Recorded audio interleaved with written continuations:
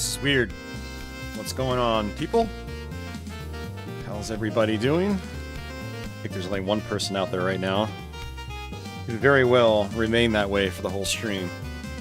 But yeah, welcome back. I got the idea to do a channel backer stream. I haven't done one of these in like a year. Close to it. I was originally going to stream publicly, and I was like, you know what, let's do a channel backer stream. I haven't done one in a long time. So what we're doing right now is playing some MiSTer FPGA. We're doing the Sega Saturn core. I've got a Retrobit Saturn controller hooked up, so it feels like the real deal. I finally tried this core out about 2 weeks ago, and it took me a while to get all the ISOs loaded onto my hard drive, but it seems to work pretty well for the most part. Some games are basically indistinguishable from the original hardware, and actually, hold on a second.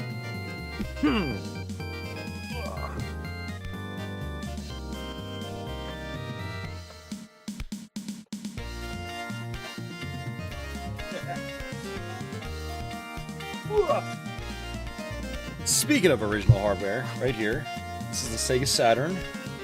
For all three of you sub-20-somethings that are watching my channel. Yeah. We've got the old MiSTer core, and it's pretty good. I'm pretty happy with it. I know it still has a little ways to go. There are some games that don't load for me. There are some games that are a little glitchy. There are some games that have sound problems. Like, I think, for me personally, Sonic 3D Blast has all sorts of, like, sound glitching. Like, we can't get music in-game, which is a real bummer, because it's actually got a really good soundtrack. Other games have some sound effect differences, like the sound effects don't play quite right, but a lot of games just, it feels like they're one-to-one with the actual real hardware, which is really cool. So, but yeah, Chetty says, I need to hook mine up and update it. Would love to play some Saturn Dracula X. Yeah, and there's an updated version now, Chenty, that uses the RAM cart and has a bunch of other fixes, so you can play that on the MiSTer as well. I did actually test the 4 meg option. I think it was Marvel vs. Street Fighter. So yeah, the option is there. It is a little weird to get it up and running, so you go to your main menu, when you insert disk and ISO, so we're doing Clockwork Knight 2 right now. You also have to load the BIOS every time you start up the core, otherwise you'll just get a black screen. And the BIOS you want is one of the multi-region ones, so there's no like lockout. Otherwise, I think it'll actually, like if you use like the standard American BIOS, I think it'll lock you out from Japanese games. So I have, I guess, a hacked BIOS that's region-free, so it's just boot, and yeah, just, oops, nope, go back.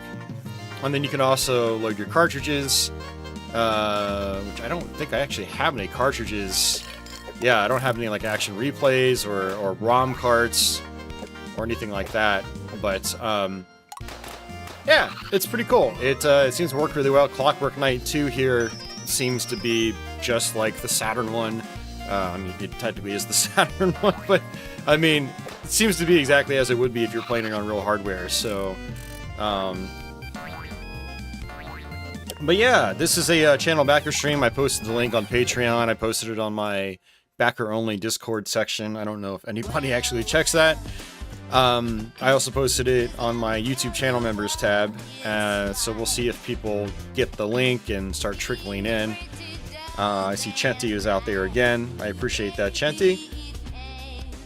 With these channel backer streams, it's best to try to schedule them out in advance and let people know ahead of time, but lately, I've just been, just throwing stuff out randomly, like without any preparation, as far as live streams are concerned. So, hey, Vince. Mr. Vince showed up. I almost said Fode up, because he goes by Fochan on Twitch. But yeah, we're going to play a little bit of Clockwork Knight 2 to start. It's going to be like a variety stream format. We're just going to bounce around from game to game, just play whatever I kind of feel. I'm going to try to do some stuff that's a little unpredictable, but also, like this, I don't I don't think I've ever played this on one of my Saturn streams on YouTube. I did mess around with it on Twitch last weekend, which is one reason I fired it up. But we'll do some predictable stuff, but also some stuff like this that I don't usually fire up. So this game in particular, its first level was actually included on a Saturn demo disc. What the hell was the demo disc called? I should know what it's called. Anyway, it's one of the things that kind of sold me on the system back in the day. So for those of you guys that don't know, I got a Saturn before I got an N64 or a PlayStation. It was kind of my console of choice to begin. And it was stuff like this. On the demo disc, this game felt really good and it looked really good. It sounded really good. So I was like, you know, big step up over the 16-bit stuff I was currently playing. And yeah, it's a cool game. I have Let's Played Part 1 on my channel. And from what I understand, this is like a direct follow-up to Part 1. It's there's even a combo pack in Japan where it's got both the first and second game on the same disc. Same kind of map screen in Part 1. But alright, we're starting off here. I'm gonna move my mic back a little bit because I'm not using my pop filter. I don't want it to like block my face and whatever. So yeah, you got variable jump height in this. Double tapping lets you run. Whoops, pressing the wrong button there. You can basically use this little key sword and you can poke enemies. You can also hold objects, I think with the attack button, like this egg, and then you can throw it at things.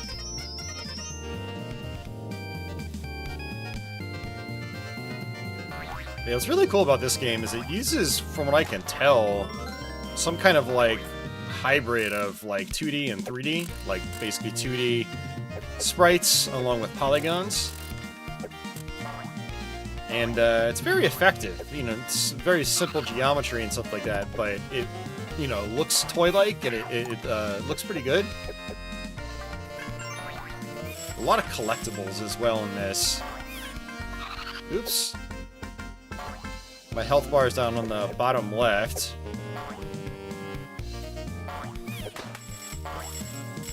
I love the little confetti when you kill enemies. It's always a nice effect.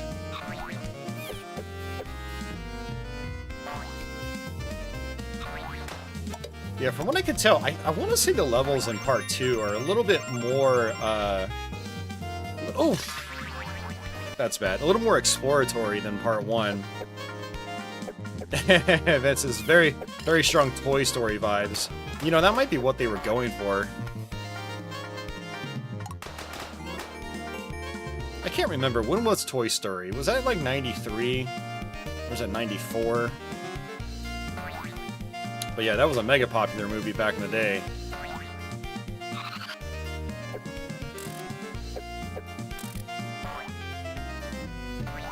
Alright, let's try this again. There's actually... Oh no, I'm seeing the flag on top of the building. I thought that was like a platform or something. But yeah, I've never actually beaten Clockwork Knight 2. I actually haven't played the full game all that much. You know, back when I started on Twitch a long time ago, I think I did like a late night stream where I played a bunch of Saturn games. I think I made it maybe halfway through this game. That was a long time ago. Alright, let's just go over here.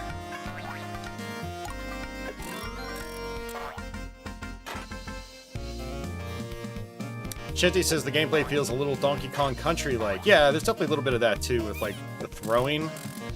So you can, you know, grab enemies and throw them, kind of like you can grab the barrels in DKC.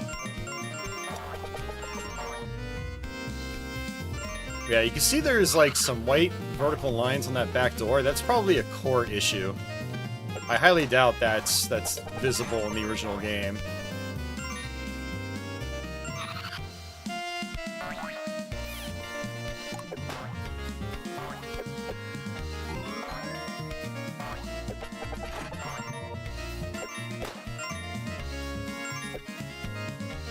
What's actually kind of cool is I believe the music's being powered by the Saturn's internal sound hardware. kind of goes to show like how good Saturn's internal sound hardware was. Sounds CD quality, and you can tell it's not CD because it will just like it'll just loop perfectly. CD tracks would always like stop and fade out and restart, but this doesn't do that.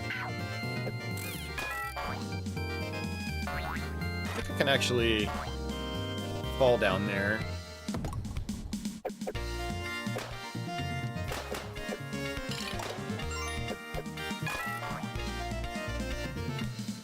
That's invincibility.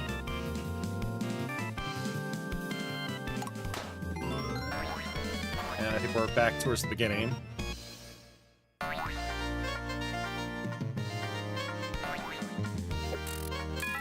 Yeah, and you know the visuals in this game also remind me a lot of like Alex Kidd, The Lost Stars. Vince says actually Clockwork Knight apparently came out before Toy Story, so maybe Toy Story was going for Clockwork Knight vibes. Clockwork Knight reminds me a lot of Toy Story and Genesis. Oh yeah, for sure.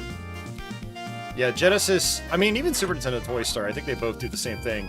Has like that isometric kind of look to it.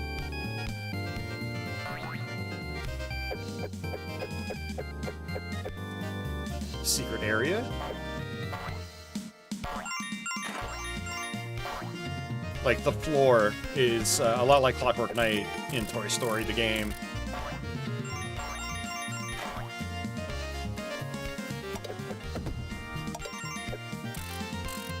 Yeah, I actually meant Toy Story the movie. I thought that came out earlier than like 94, 95. Hey, Barone, what's going on? Yeah, for some reason I thought Toy Story was like the same year as like Jurassic Park or something.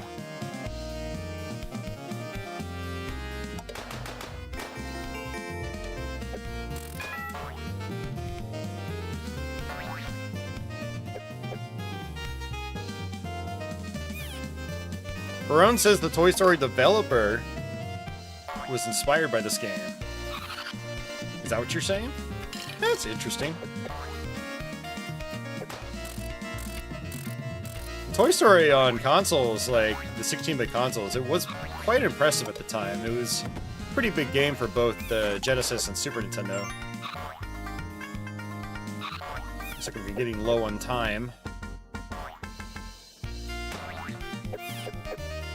That's actually one of those games I'd like to be able to finish one day. I know it's not a terribly long game.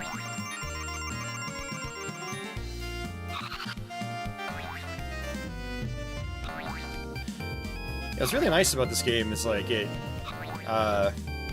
there's so much like background stuff going on, even in the distance, and it doesn't really slow down.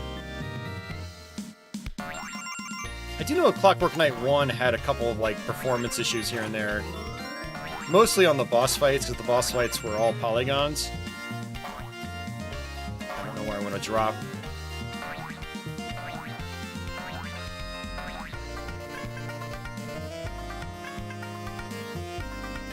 But yeah, part 2 seems to be like very solid.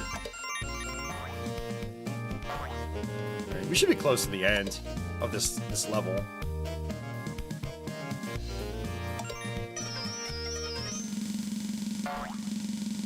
Where am I? Oh, I got it. I seriously got it. Nice.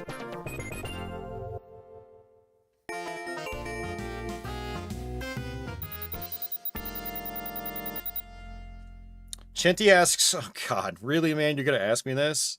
What would you say? What would you say the Saturn's killer app or top 3 exclusives are? I mean, I'm not really the best one to ask that question, I would say. I mean, you guys know that I veer more towards like arcade-oriented stuff. But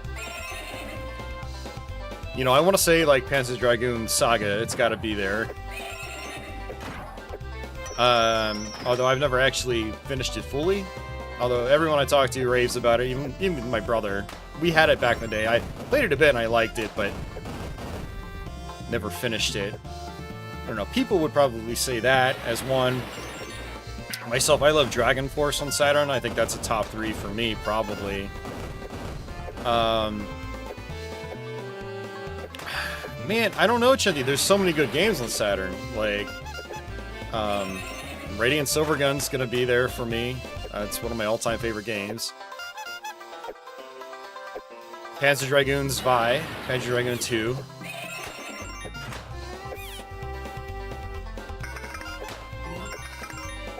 Yeah, Sega Rally Championship. It's tough, man. It's really tough, actually.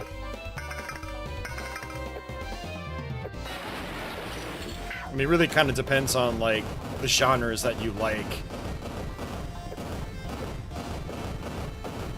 Like, if you like shoot-'em-ups, I think it's got the top 3 shmups of the era, personally speaking. Like, for me, it would probably be, like, Radiant Silvergun, Layer Section. I don't know if I would say Thunder Force 5, but I really like Thunder Force 5. Battle Gorega, Dodon Pashi. I don't know.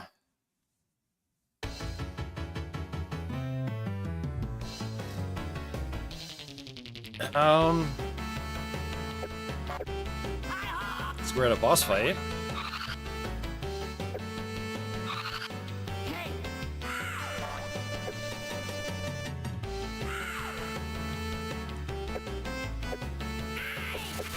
Oh, is that what I had to attack? I had to attack the microphone? Okay.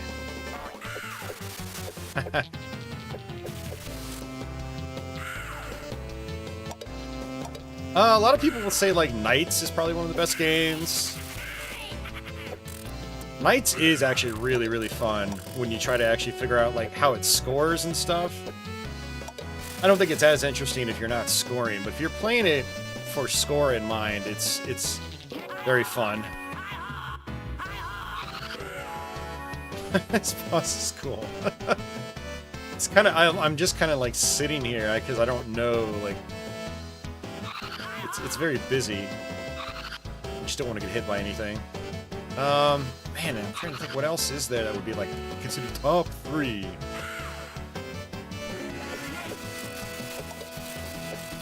Go at the jump.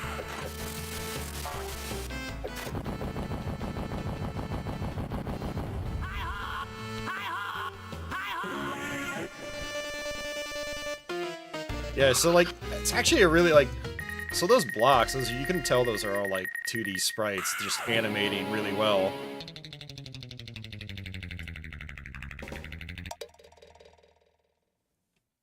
Hey, Dasan, welcome back.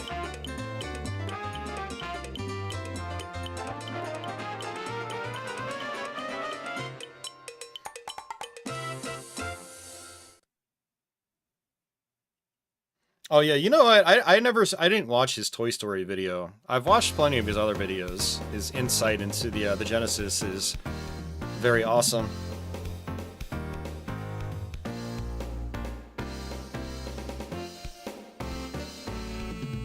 Shanty says, I can finally play Ray Earth. I worked at EB Games when that came out in 98, 99. Yeah, I bought that the week it came out. It's an okay game. It's not... It's expensive because it was the last release and it was working designs, but it's not like a top-tier game. Not anywhere close to that on Saturn, in my opinion.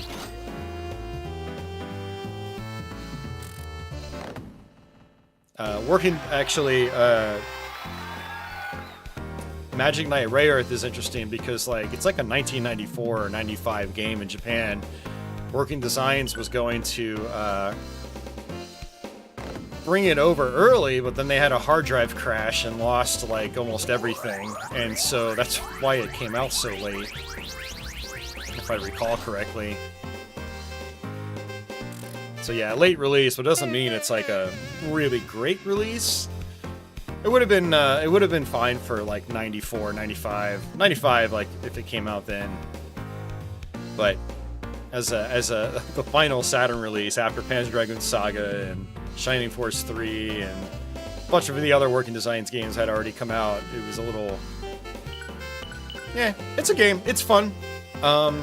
If you play it gently, I recommend getting a ISO, and there's a version you can get that lets you skip the cutscenes. The cutscenes go on for way too long in that game, and it's kind of a drag because none of the story is really particularly interesting unless you're like a Magic Knight mega fan. If you're just some normal random dude that has never seen Magic Knight and doesn't care about it, then the story's not going to do anything for you. So, ideally, you want to skip the story and go straight to like the action-adventure gameplay. It's definitely a colorful game. Okay, I'm trying to figure out what I'm supposed to do here. Do I push? Do I press down? Oh, I guess I press down and attack. Okay. Hey, Kyle, what's going on? You have 20 Saturn games, and this is not one. Just got Die Hard Trilogy for Christmas. We'll be hitting that up soon. Very nice. I've never messed around with Die Hard Trilogy. I guess I can't really, like, wall jump. I did see somebody in the demo doing, like, this sort of corkscrew attack. And, yeah, I don't know if I can do that myself. Maybe I can just jump up. Okay.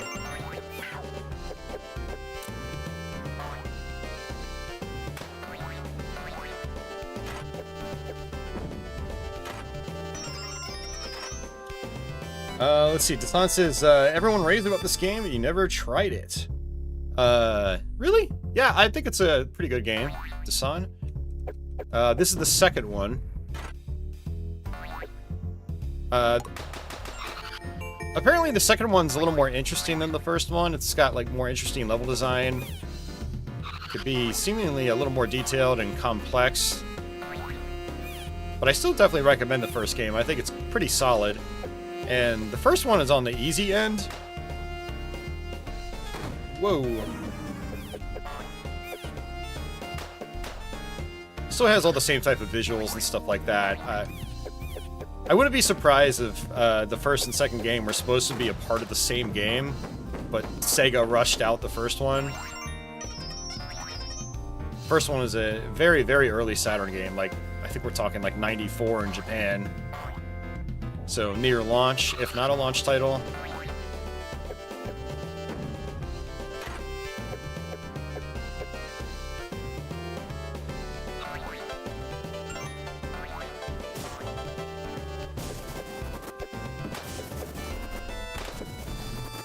Oh, that's cool.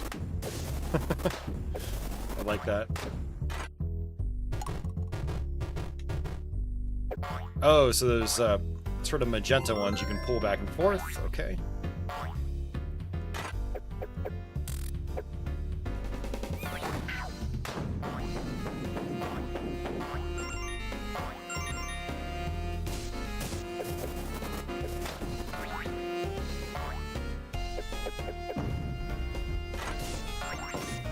Uh-oh. I wonder if those are going to open back up. Let's see.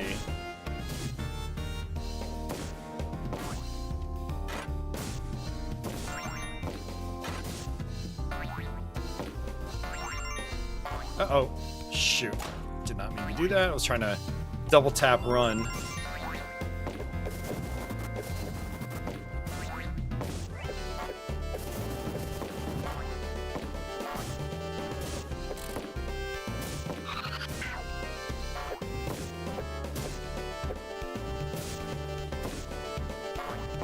Oh, they spawn those guys. Okay. Oops.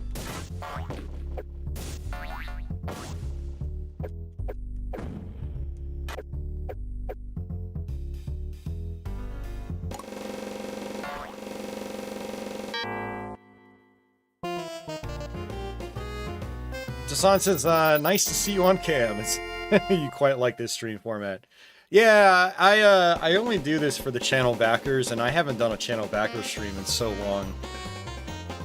I was like, man, I should probably do that. I've got my MiSTer hooked up already, you know, playing the Saturn core with the Saturn style controller.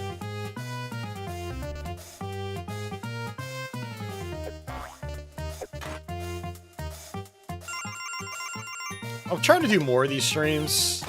I'm gonna be trying to do more stuff in 2025. 2024 was kind of a shit year for a variety of reasons. Some things out of my control, other things totally in my control, but you know.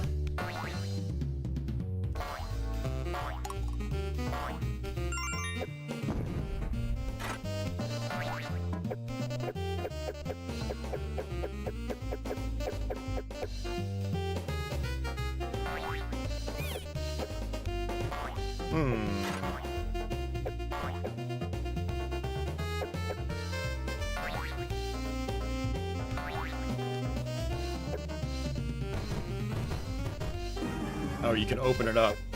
That's what I have to do. Okay. Maybe I can do that with this book.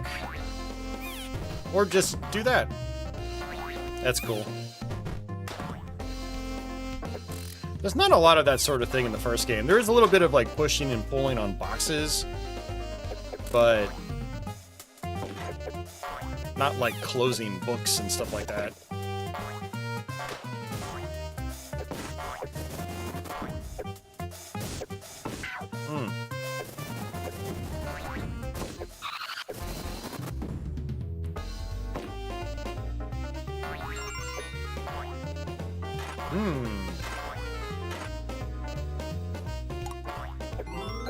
Okay, that extended my health. Worth it. Yeah, Barone, there's actually a lot of stuff I saw on Saturn first. So, you know, a couple years after I got my Saturn, I started importing games. And one of my neighbors down the street started doing the exact same thing. And we would just trade games back and forth. And we imported a lot of shoot-'em-ups. Like, he imported Batsugun.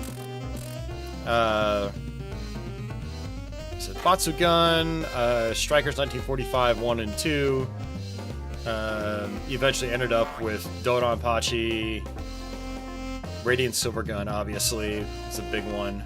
I'm trying to think, what else did we get back then that was like... I picked up all the American shooters as well. In the Hunt, Darius Gaiden, Galactic Attack.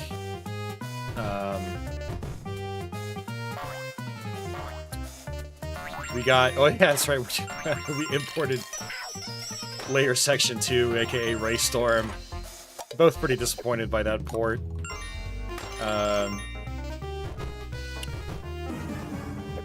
Yeah, Batsugun was a pretty big one for me back then.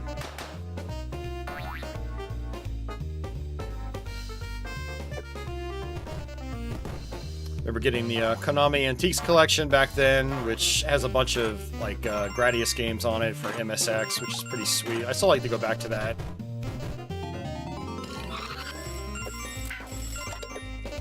What else did we do that was shmup-wise? Thunder Force 5. Of course, I didn't get that one until after I got the PlayStation version. Oh, Sonic Wing Special. We got that.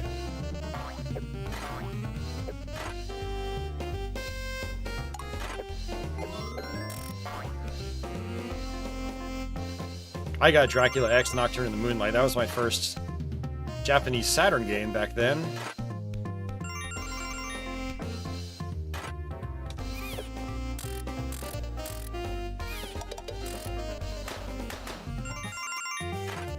Yeah, that was like where I did a lot of my shmup discovery was during the Saturn era. I mean, I had played a bunch of shmups before that, and I had always loved the genre. But Saturn and PlayStation in particular just had a ton that were pretty easily accessible, easy to import for us.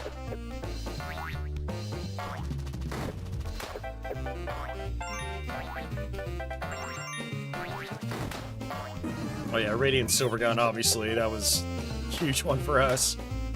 He actually bought Radiant Silvergun, and I bought Dracula X at the same time. And then we both swapped games, and he ended up loving Dracula X, and I ended up loving Radiant Silvergun. Ah, shoot. That sucks. Kingdom Grand Prix, I believe, did get a release on Saturn, Shinty. Yeah, there's a lot of shmups on Saturn. A lot of ports. Like the first Donpachi got a conversion, along with Dodonpachi. A bunch of like the Psycho games. I think it was Sengoku Blade got a port. I don't remember if it was Sengoku Aces or Blade. I think it was Blade. I think it was the second one. Yeah, Strikers 1945 1 and 2 were... Well, part 2 in particular was a huge one for both him and I. He used to apparently play the arcade version, and I had never even seen the arcade version because a lot of our arcades in my area kind of got rid of shoot-em-ups. It was all just fighting games and gun games. Even in the late 90s. The closest you got to, like, you know, really fast-paced action games was, like, Neo Geo cabinets with Metal Slug, and you'd occasionally see, like, Aero Fighters 2. Okay, I almost bit the bullet there. Yeah, I had never even heard of Strikers 1945 until I met him.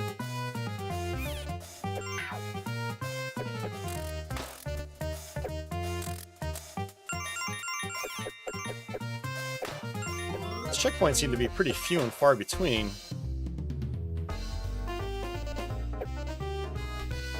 Guess I can't pull that one back.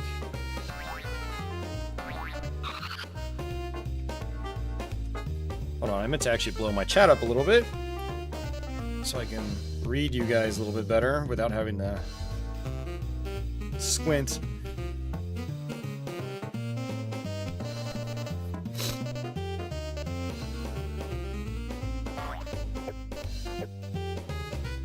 Vince says, man, I gotta play me some of this. Yeah, it's pretty good.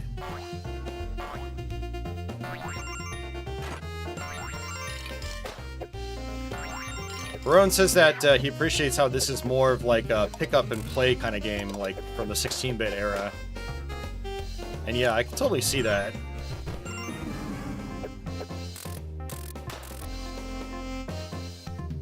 I mean, I think a lot of Saturn games actually have a lot of pick-up-and-play value. A lot of them are very arcade-oriented.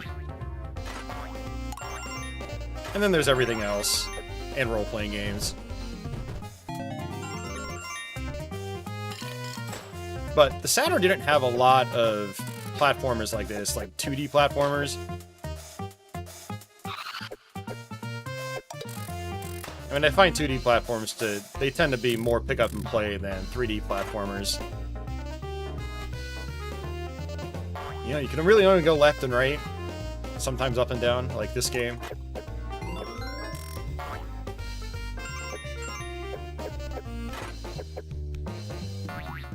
Also, I guess a lot of the more action-oriented Saturn games tended to be a little more challenging. Yeah, even like Shinobi Legions, which is pretty good. It's pretty hard. It's not quite as accessible as this. But then again, a lot of people love like Revenge of Shinobi on Genesis, and that game's hard as crap to me. It's a very challenging game. Even Shinobi 3 gets quite difficult towards the end. I remember making it to the final boss in that game a couple years ago, and I don't think I was actually able to beat the final boss. I don't think I figured out the strategy before I ran out of continues.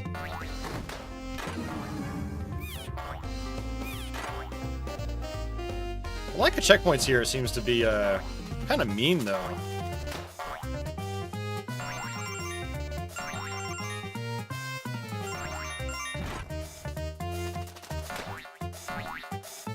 Yeah, you can really tell how this sequel is a lot more intricate than the first game. Like I've got a Zippo lighter basically, and I'm lighting candles with it. It's very cool. There's like nothing like that in the first game. So the second game definitely has a lot more gameplay gimmicks, which is good.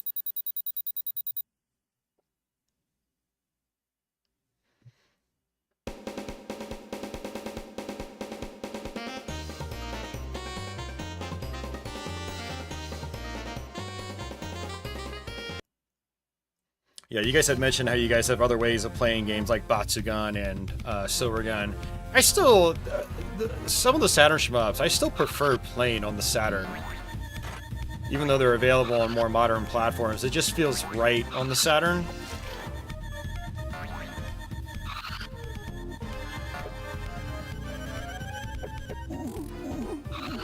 But I also used to own the Sega STV STV version of Radiant Silvergun, and so like I'm kind of used to playing the more arcade faithful version, you know, low res graphics and CRT.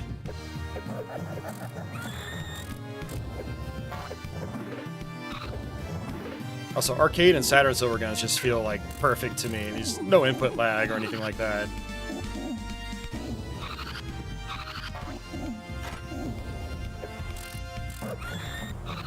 And Batsugun, did they do an actual arcade port of that to modern systems? I thought it was just the S Tribute, which is basically just the Saturn version.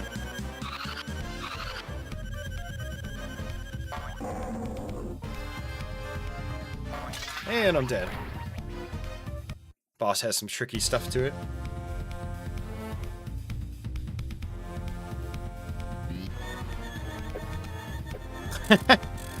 Dasan, most of Strikers has nothing to do with World War II.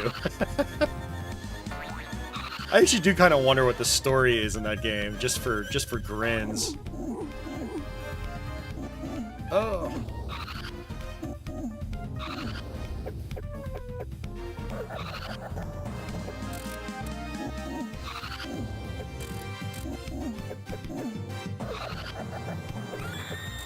Yeah, because it gets pretty outlandish towards the end of that game. That's what's fun about, you know, some series like that. They're not meant to be like accurate to real history. It's just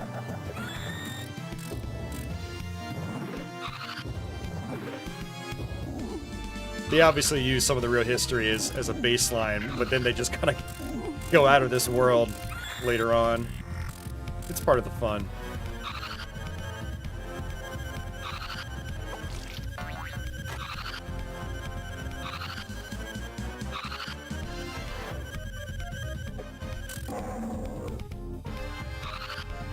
Oh. Yeah, that guy's really fast.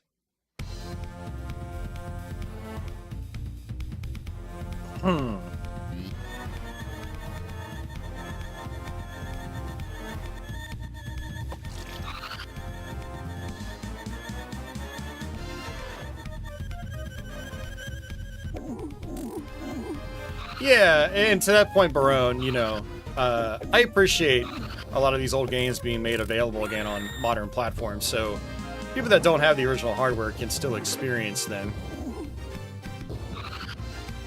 But I still love playing them on the original hardware.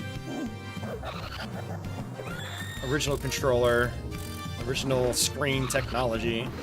Of course, right now I'm not playing on a CRT, but I have the option.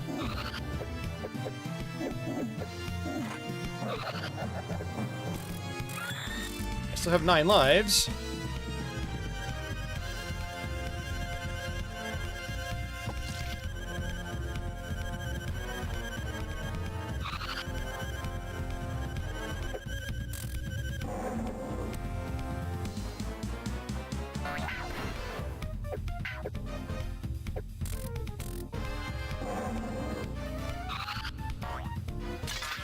Man, there is, I hate how he gets bumped off screen. I can't see him. I'm trying to, like, line up a jump.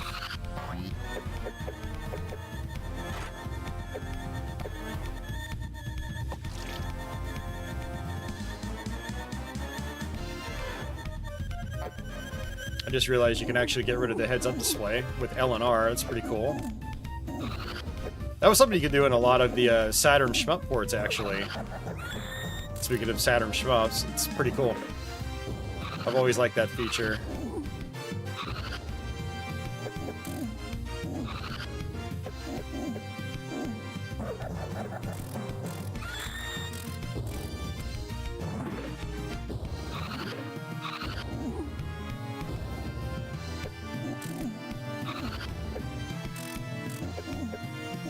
The bosses here are definitely more tricky, too. They're generally not as complicated in the first game. So I actually kind of like the first game is a bit easier. From a kind of like progression standpoint. Nope, that's not going to work. Oh, god damn it, man. Yeah, I didn't think I was going to do enough damage. Alright, so I have a few lives left. 7.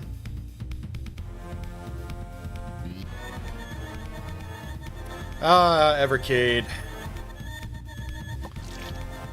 Good old Evercade. The thing that doesn't want to let me play the games I want to play the most. I still need to... I meant to do it a few weeks back, but hook it into my MiSTer, see if it fixes my lack of display. Some games that are in widescreen, they just don't display on my main gameplay screen. My capture card picks it up, but my gameplay screen does not. And it's like literally the only device I have that does that. Which sucks.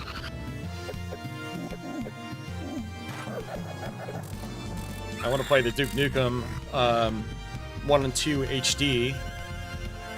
There's a couple of other...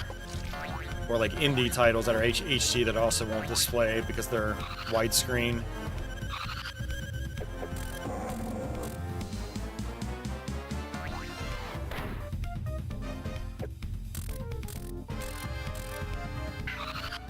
Honestly, I'd really like to sell my MiSTer though, and I really don't want to have to keep it around for the Evercade.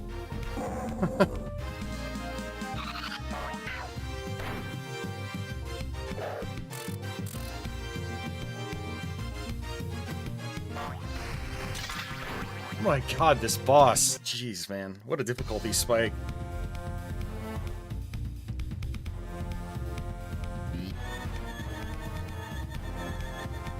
I mean, Desana, I think I might be one of the few people that actually has the problem with the Evercade, because... I don't know. I've Googled it, and, like, I haven't seen anything about it.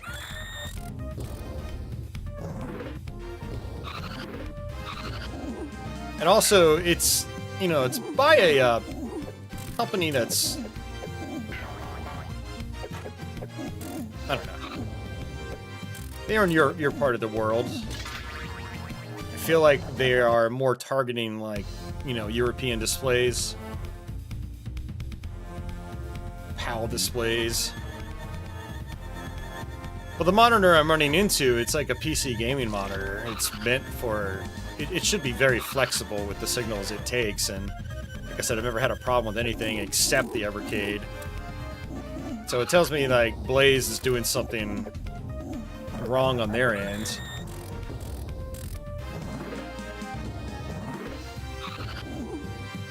It's a cool device. Again, you probably don't need it, Dasan. We've talked a lot about collecting and moving more onto flashcards and stuff like that, and it's probably redundant for you. It's got its mega fans, but a lot of us, we don't really need something like that.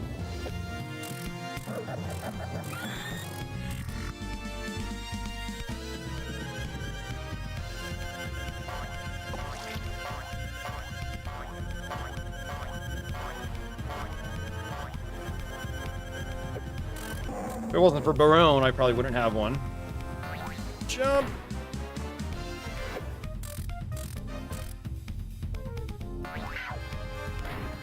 Although I will say the whole display issue thing has kind of put a bad taste in my mouth, because again, it's the only goddamn device I have problems with. And I'm kind of like the oddball out, too.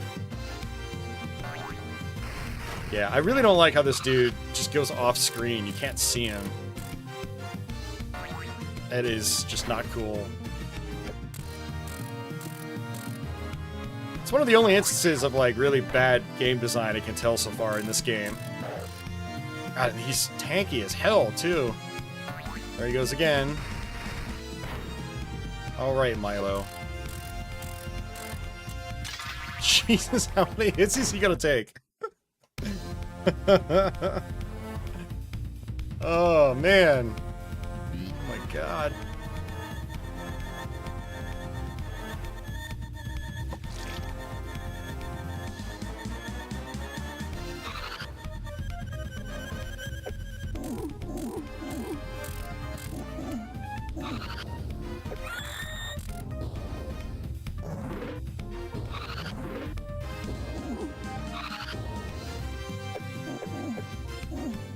At least with the ape, you could just jump out of his arms.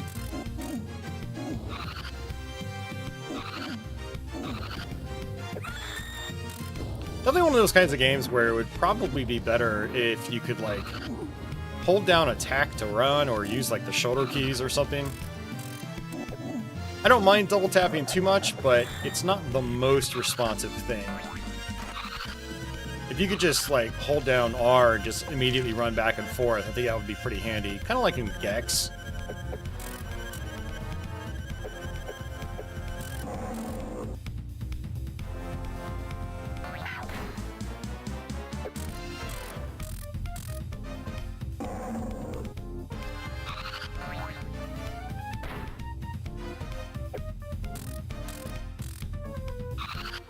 Yeah, I knew he was going to take his time.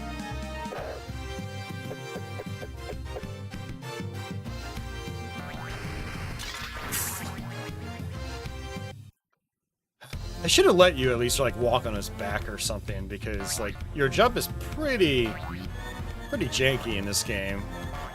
Very floaty, very slow.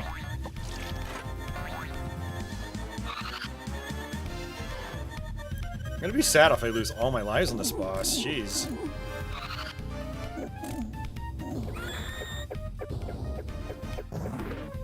I do wonder if, like, just poking him does more damage than, like, cranking.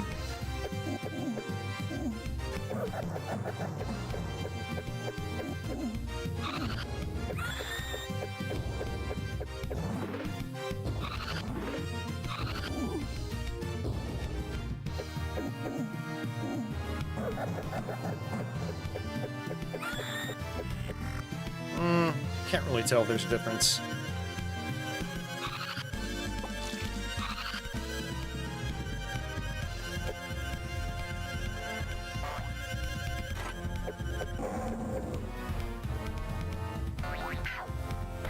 Wow.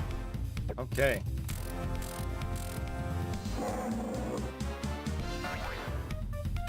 God, it's just like, it's like a leap of faith.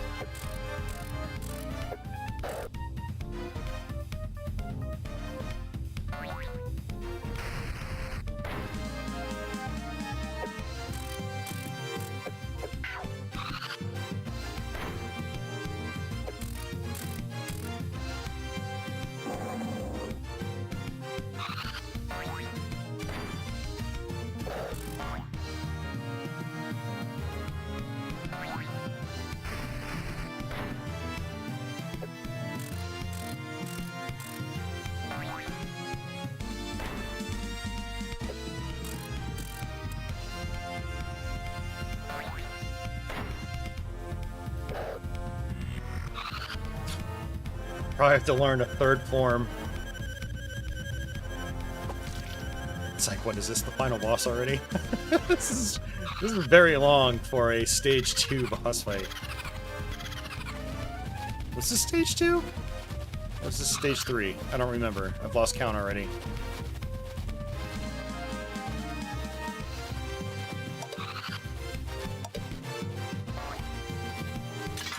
Oh, come on. No health refills or anything either.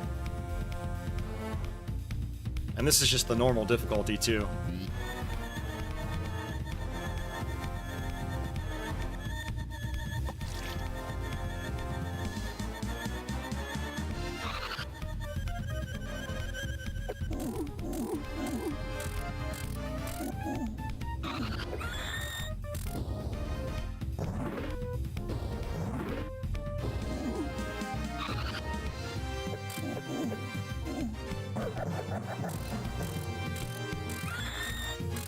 Vince says, bats in video games, we're screwed.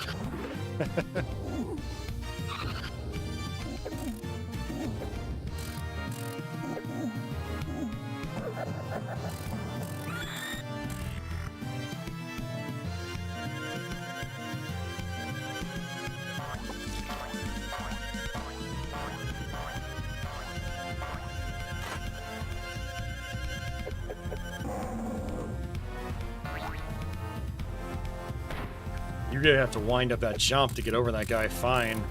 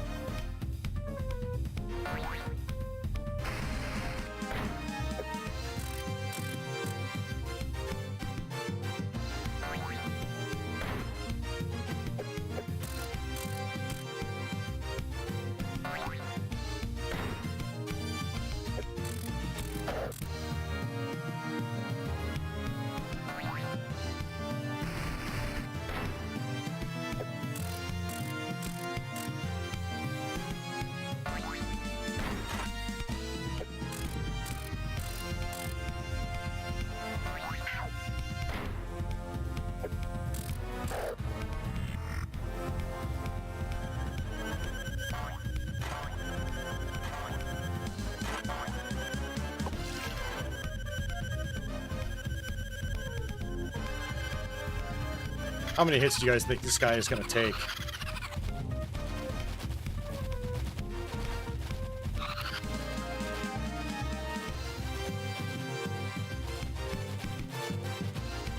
Oh, come on.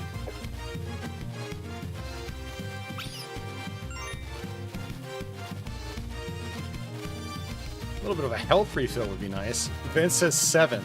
You're probably not wrong, Vince.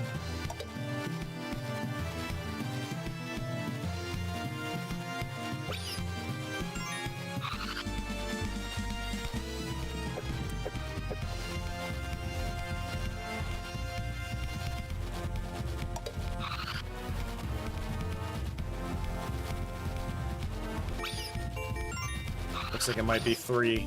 3, Vince. The magical number.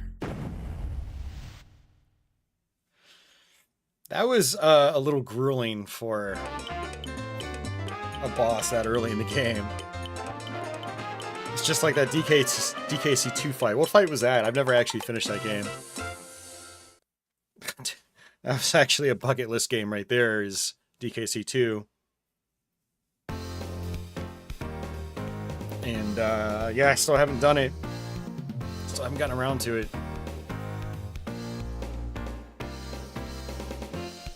Bet up to 15 coins.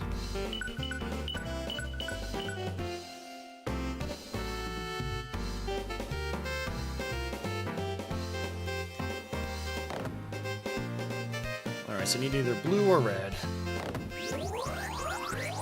Oh, I've lost track already. I'm too tired. Alright, we'll just do that. Oh, thankfully. Really? I only got 1? Nah, we'll play it safe.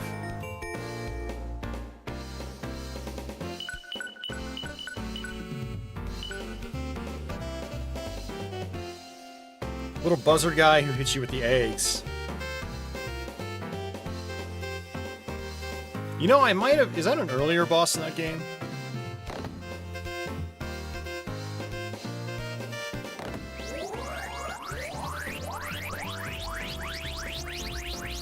Yeah, I cannot keep track of this.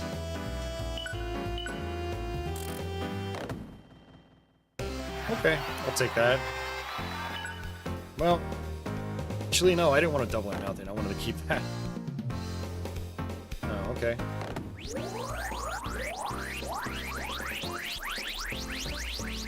No, I'm definitely not getting this.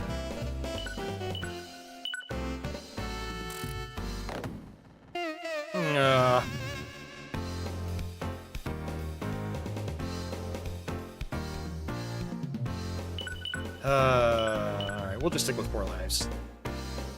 Let's see what happens. We'll see what we do with 4 lives, and then we'll probably switch games. On the ship? Oh yeah, I've definitely done that boss. Okay, I know what you're talking about, Vince.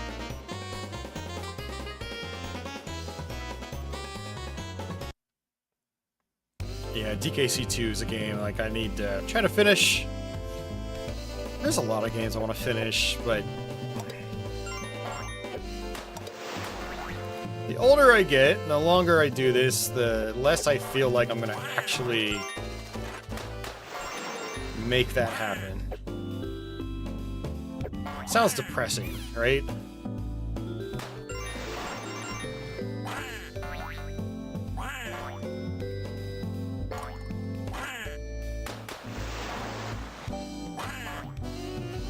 Oh, yep, yeah, I remember the B-boss in part 1. It's a sponge. It doesn't spring me up, though. It's just for detail.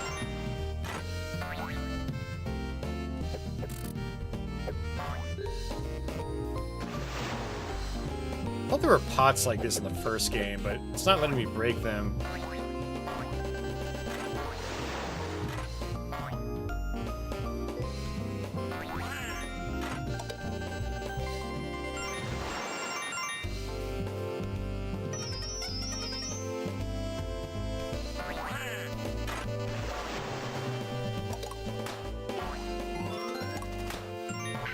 Oops. Towels.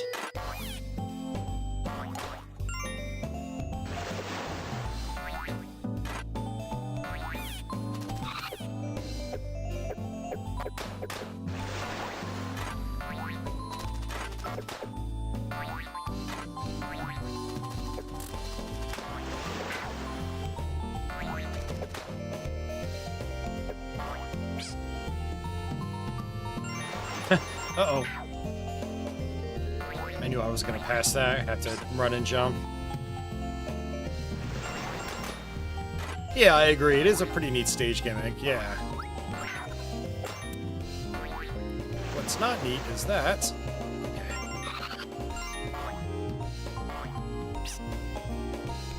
Reminds me of some Donkey Kong Country Returns. Sort of. Thinking of just like the one level, and actually it's probably a couple levels where there's like a wave coming in, crashing on you. Oh, come on, man.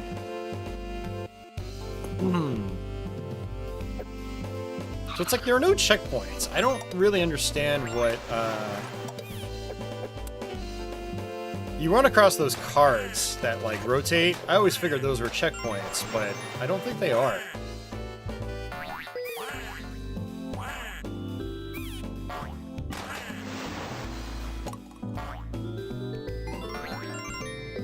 It's just misleading. I wonder what the cards actually do now.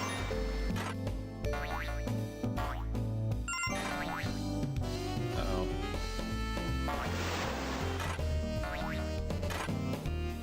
I mean, I might be able to handle somewhere. Like that right there. Like, what is the point of that? I don't get it.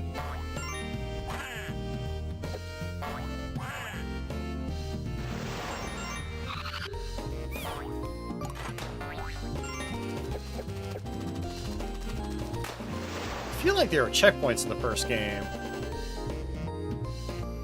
Is it not going to come up past here? Oops.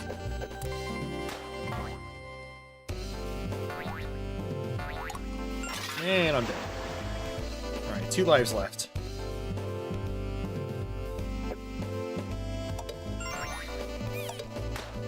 Whoops. That was my fault. I'm getting to the point where I'm dying so often that, like, I kind of don't care anymore. And I'm being reckless. Definitely one of those levels where you're kind of forced to take your time.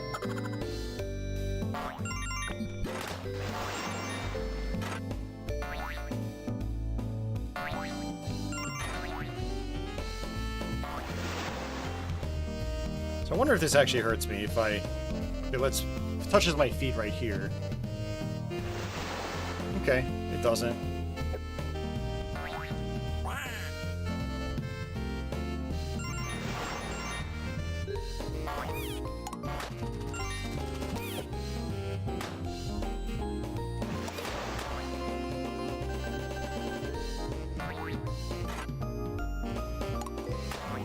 Yeah, so they really want you throwing stuff. You just walked right off. Thanks, buddy. Oh, that's some bad hit detection. You can walk off too.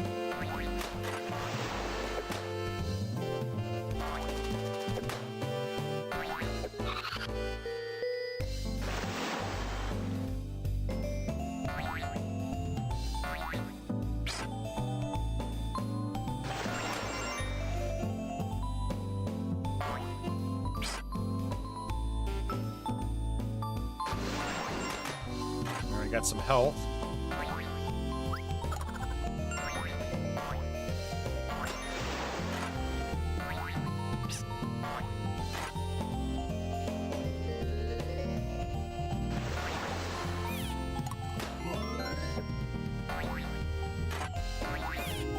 Ah. Yeah, I really should have picked up the other guy. Jeez, man.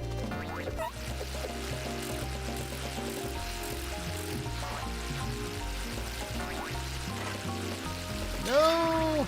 Of course I land right on top of an enemy. No hopping and bopping in this game.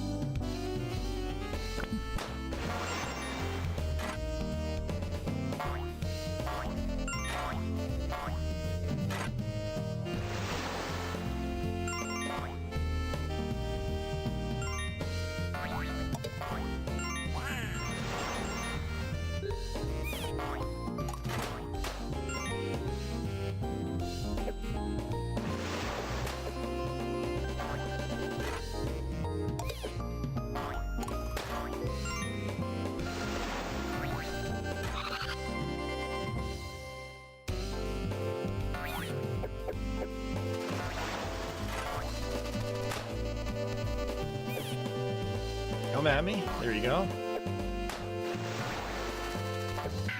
Damn, man. Yeah, those little choppers, they're just a little hard to hit in the air. Feels a little weird.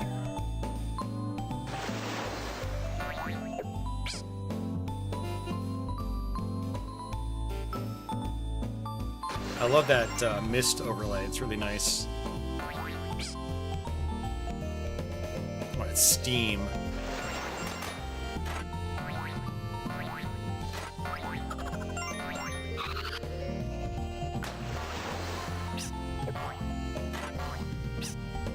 All right, we'll get it this time, maybe.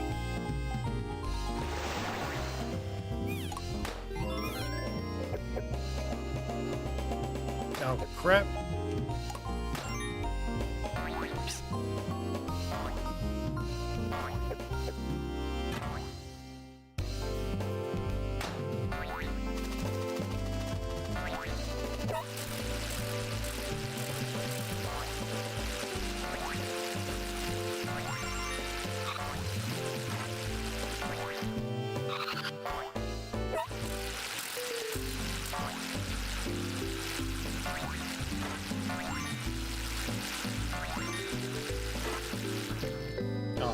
Missed it.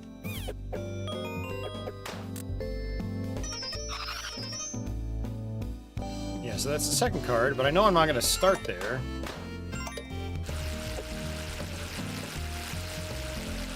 I'll have to look up the instruction manual later on just to kind of see what's going on with some of these things.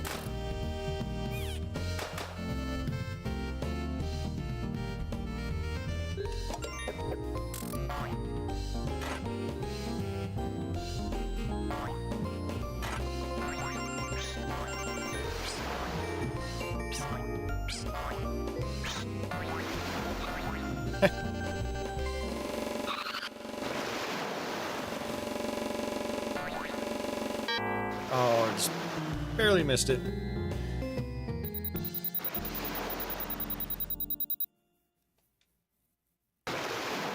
I guess maybe I'm supposed to find all 4 cards in a level, and it's not a checkpoint, it's just like a collectible. Maybe that's what's going on. Or maybe it's not even 4 in the same level, maybe it's just 4 spread throughout this little world, or this room I'm in.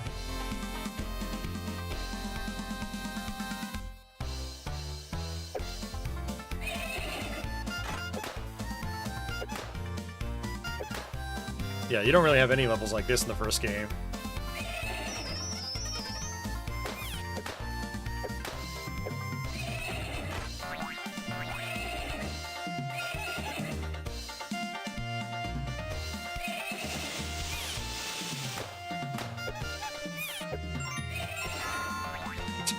Shark.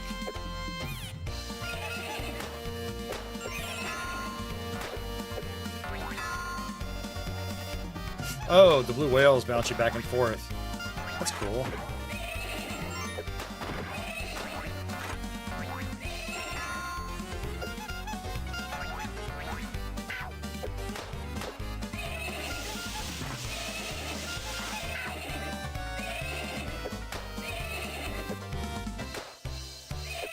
So you can hit the pufferfish. Okay.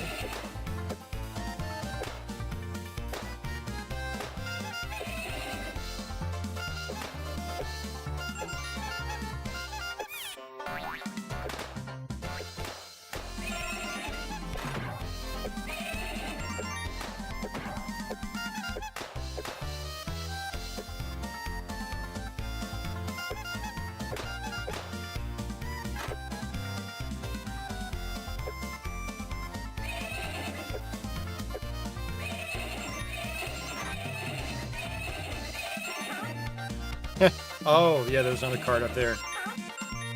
Yeah, that's exactly what they are. They're just collectibles over the course of, I think, the whole, like, room you're in. Room isn't like a world. You're like a little toy knight, so you're really going through, like, a house and not... You're not, like, adventuring across the planet. But, yeah.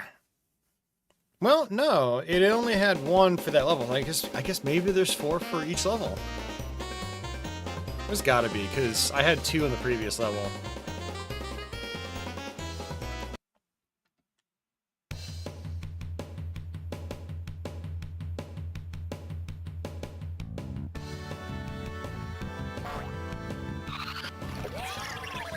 Looks like this is a boss fight.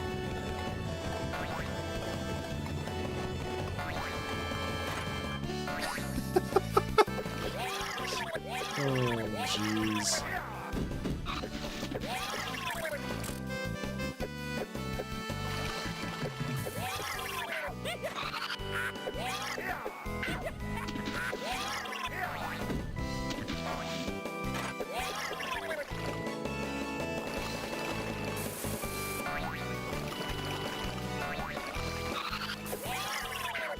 Ugh. So he blocks you. There's a lot of really cool graphical effects in this game. They did a really good job, especially for 1995. I guess it was 95 in Japan, 96 in America, I think.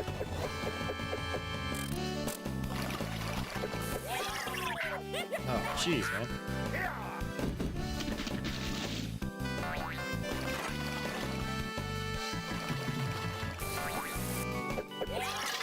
Oops, fell into the water.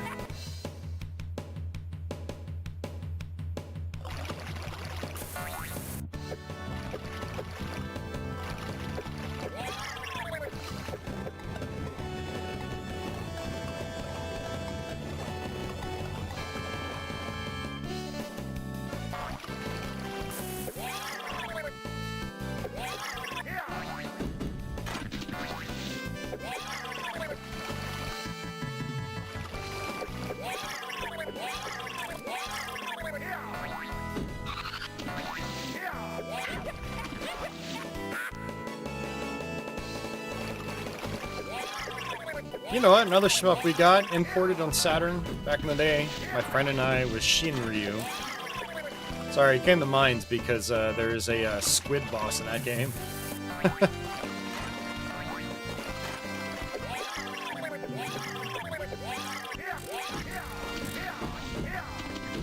That was also a Sega STV arcade game. Hey, John, welcome back. Ow.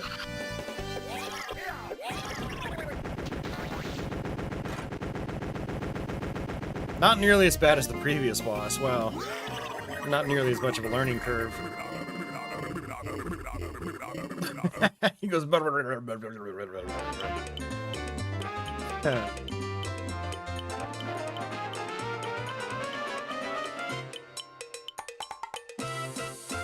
Vince says, yeah, apparently there are 32 cards in this game. If you collect all of them, you get a special ending. He would have also assumed they were checkpoints. Okay, so yeah, you really want to be able to explore every level. Alright, I'm not going to bother, well, I don't know. Do you guys want to see me push forward on this game? If you want, then I can try to earn some extra lives. Let me know your thoughts. I'll give it a minute or two.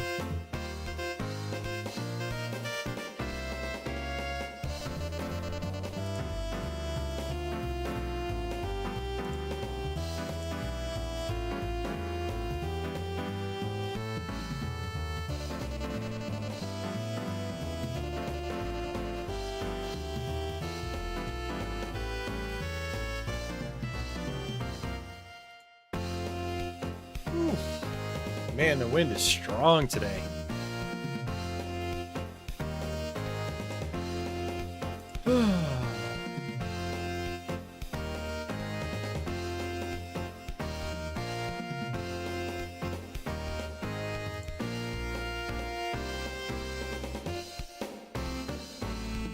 Vince says, I'm entertained either way. Okay. Well, we'll go, we'll keep playing this. It'll be more interesting for you guys and on the archive, since I haven't really played this far into the game before. Yeah, same here, Dasan. We're due for snow on Monday, apparently. I wasn't even looking. Is there a theme to the stream? Not really. The main theme is that, ooh, you get to see my wonderful face. And, and it's for backers only on the live stream anyway, so let's play it safe, take that extra life. But we're just playing Sega Saturn, we're just playing, various games I kind of feel like playing.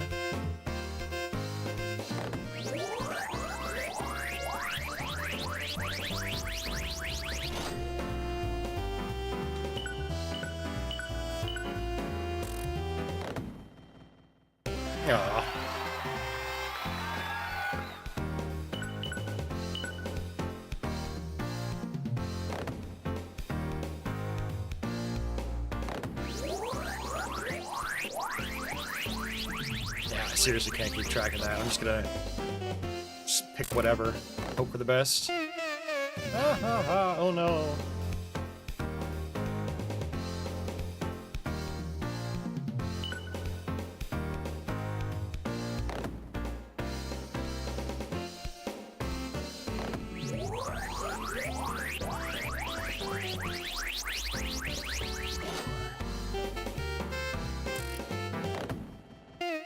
Oh, jeez. Yeah, so I guess if you bet 5 or 10, there aren't as many extra life opportunities. You're more likely to lose. Maybe? The red ones are better. You get a red one.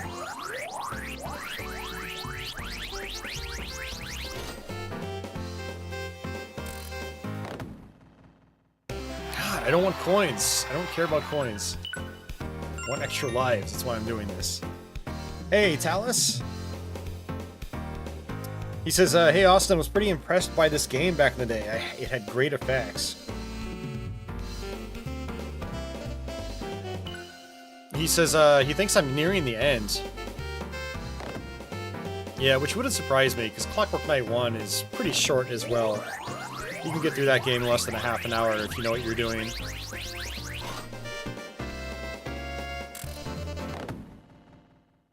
I'll take that.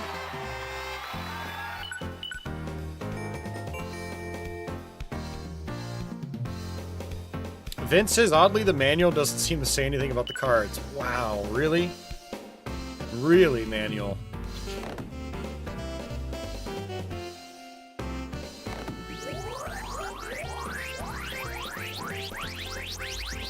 Sega of America was usually pretty good with their manuals, but... so it kind of surprises me.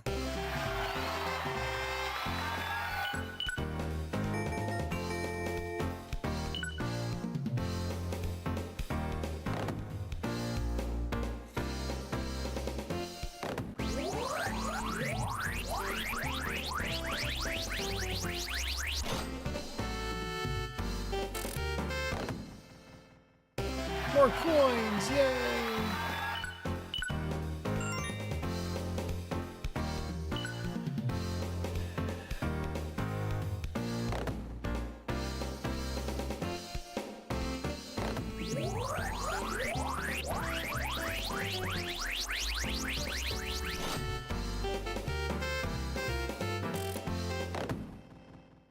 Oh, nice. 3 extra lives. Hell yeah. See, that's where, like, double or nothing might be good, but I don't trust it.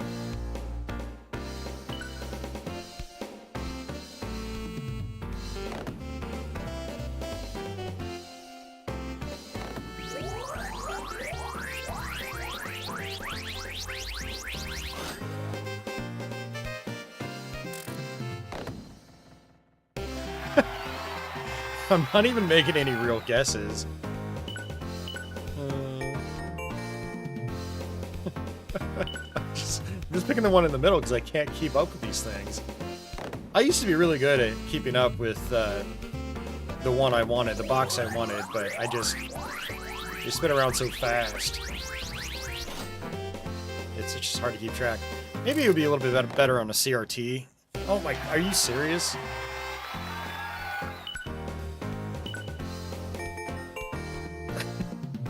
The game pities me. Wow. Oh, man. It's like, this poor fool, he hasn't won anything in this game. We're just gonna call that skill. Alright, I think we're probably good enough to actually continue. 14 lives.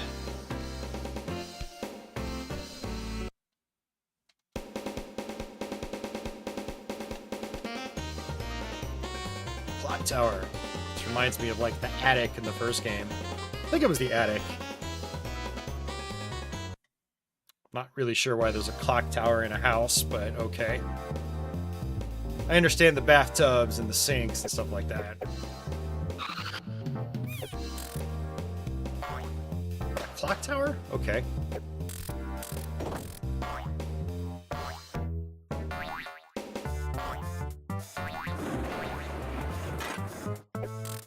And thunder and lightning.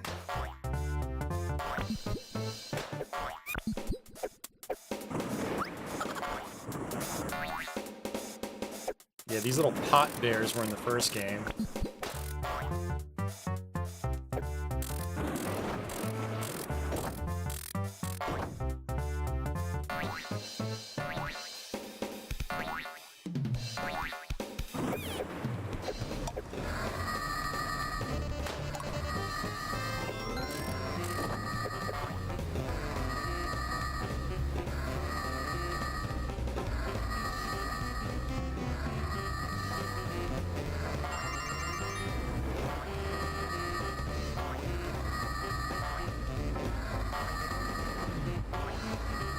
How this works. I think I don't want to go too fast and maybe go off the ledge. Looks like I'm rotating up with it.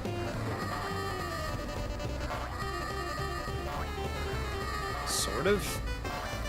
No idea.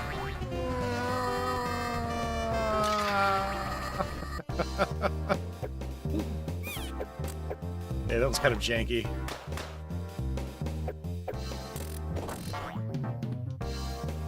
Rotating these things in the opposite direction, not really sure what effect that has, aside from just rotating them in the opposite direction.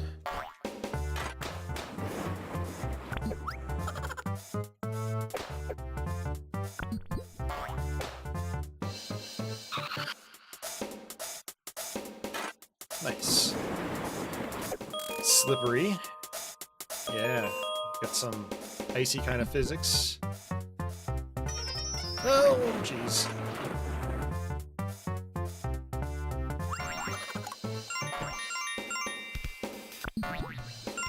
Gee, those are some tiny platforms.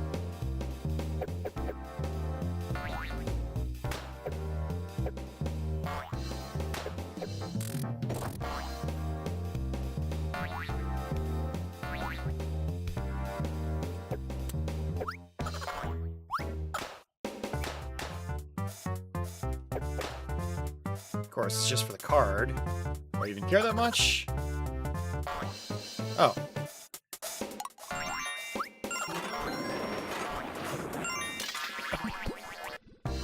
So at least you don't have to collect the cards again after you get them. After you get them and die.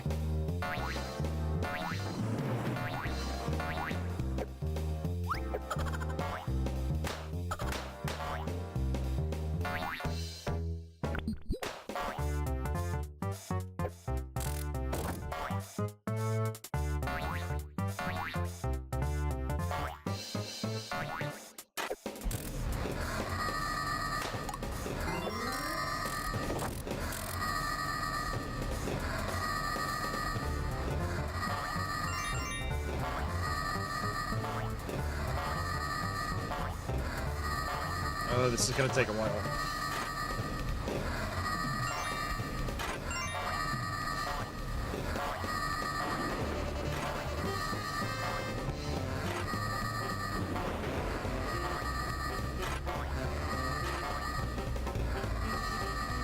Yeah, 2D sprites on top of, like, you know, rotating 3D backgrounds is always awkward.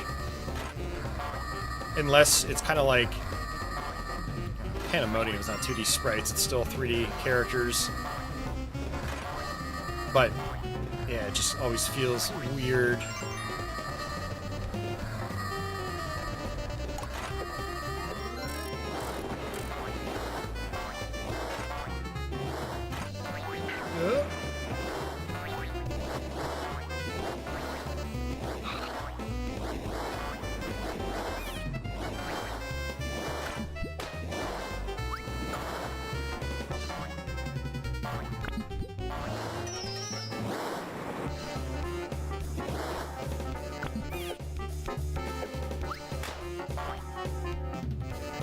Yeah, it's definitely a pretty tricky level, that's for sure.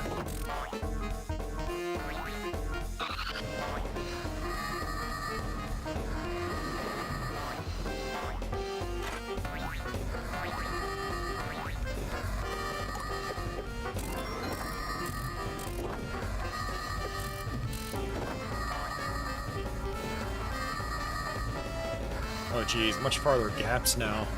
Great.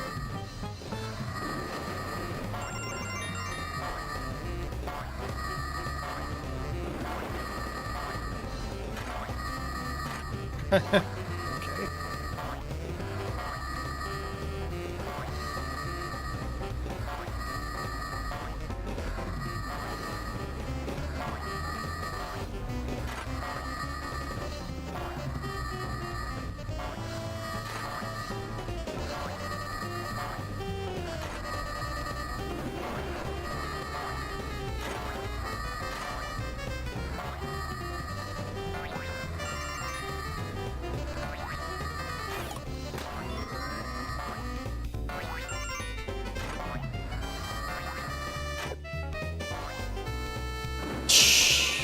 Oh my god, come on, man.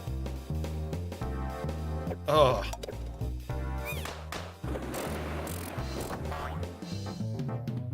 I saw a little treasure chest. Or toy box, what do you want to call it? I'm gonna try to get to it and see if it like warps me forward. It might have been down here. No, not here.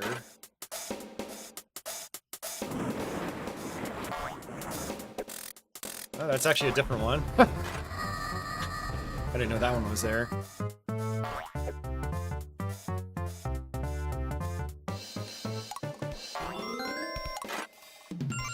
That's it. Yeah, no checkpoints. It is pretty harsh. I'm trying to remember if there were checkpoints in the first game. It's been so long since I played that one. Oh great, the shield guys are back. I think they're in the first game.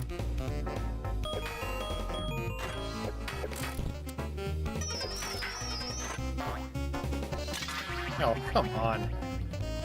I just tried to jump over him, he just ran backwards.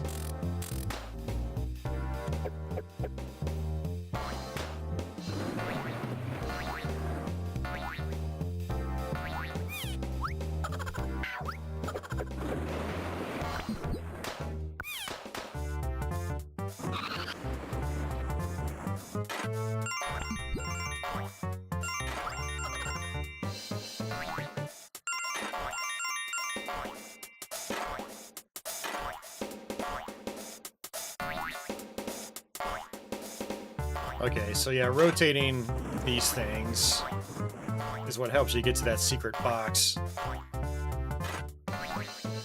Makes sense.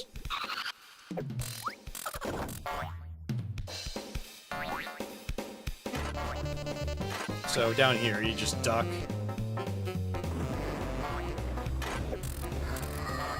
I guess I'll try it again.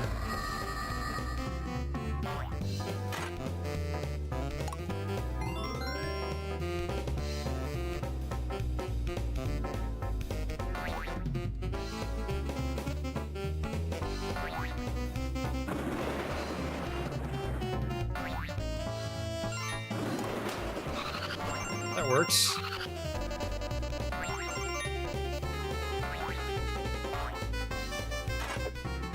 Really like when they have foreground objects. Helps mix up the environments and how they look and feel.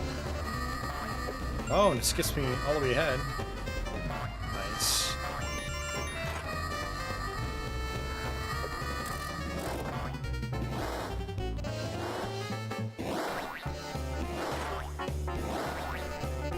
Right? Whoa! I didn't realize there was a gap until it was too late.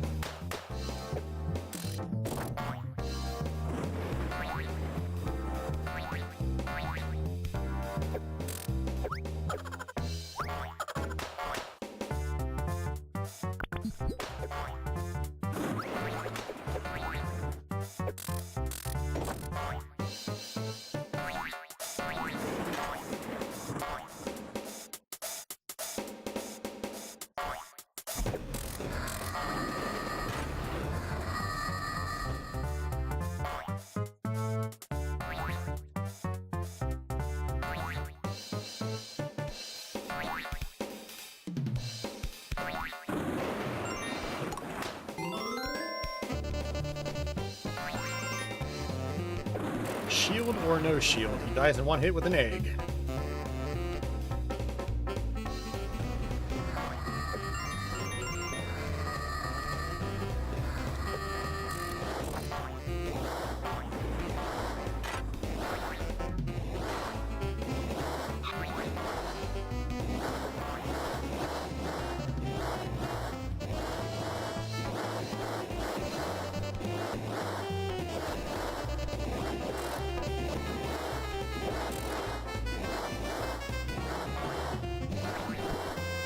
Let's see what this does.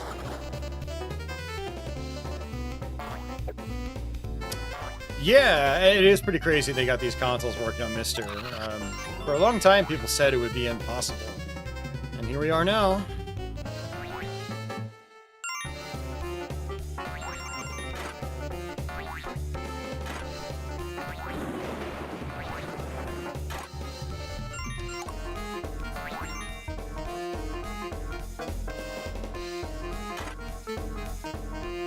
Oh, nice. Super secret area. This looks like a room in the first game.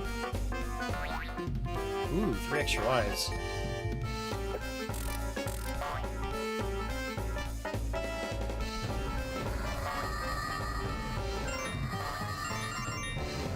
Looks like it let me skip the harder platforming section.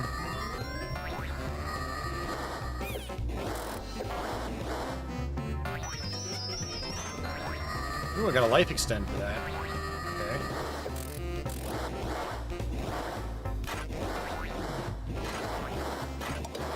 Oh, no.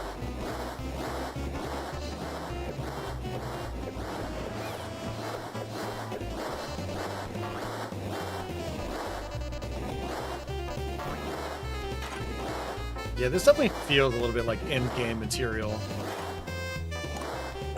Platforming's getting pretty tough. Oh. It's not instant death. Yeah, that one is. Oh no. Yeah, it's really hard to read my placement on these platforms.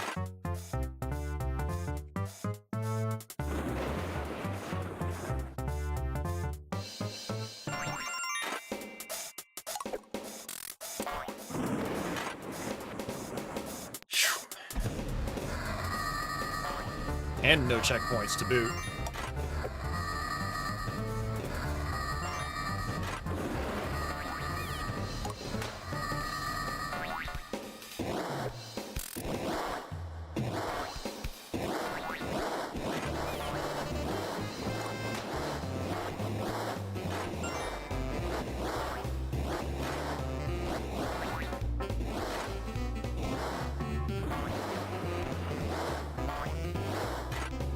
God damn it, I did it again.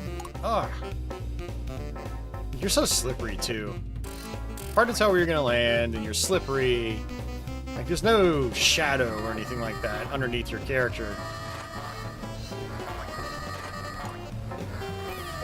So you're really just eyeballing it.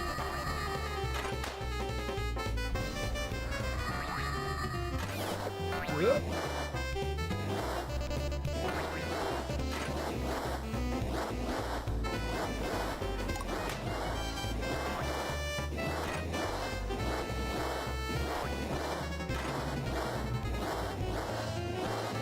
It looks like really relaxing gameplay, right?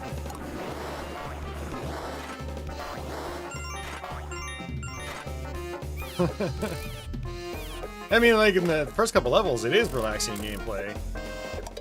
And then the difficulty definitely starts to ramp up, that's for sure. That's not even the exit. Or maybe it is. Yes.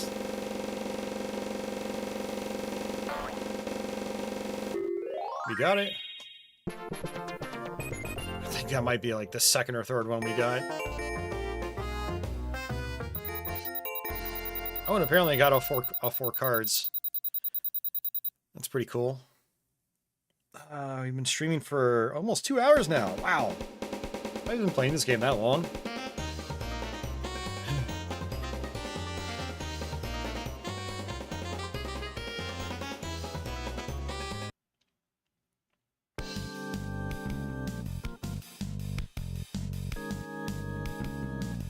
That level was pretty frustrating. Wonder if this is going to be a maze-like level. Like, the final level in Clockwork Knight 1 is... you've got to find the right order. Kind of like some of the castles in Mario 3.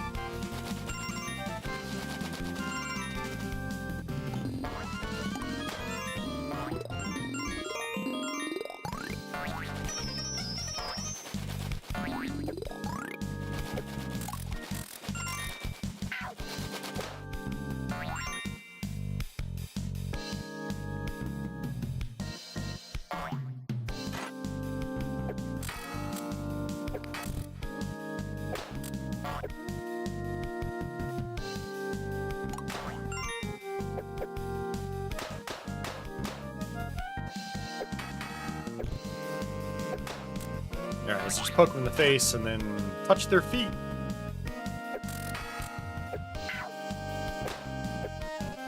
Or something like that.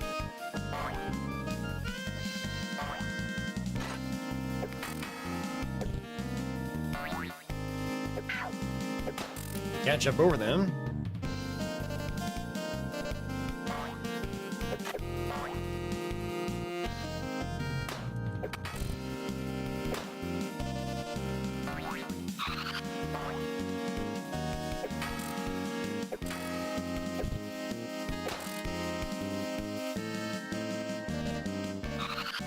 So far, the level's a little more straightforward.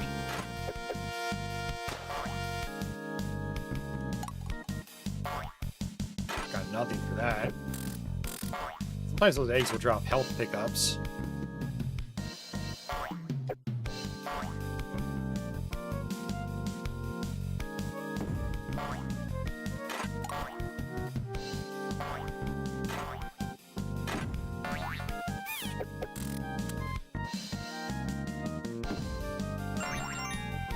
Oh, I got super lucky there. This is very, very weird. Yeah. I can't say I'm a huge fan of that. Wow. Okay.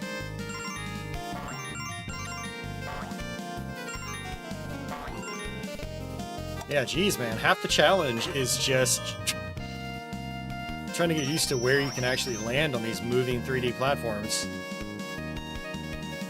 Oh, that's cheap. How was I supposed to know that was going to be a thing?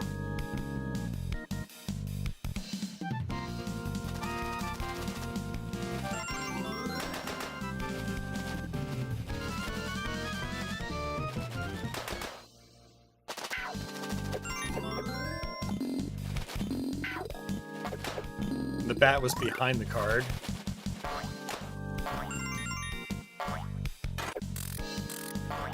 Oh, man.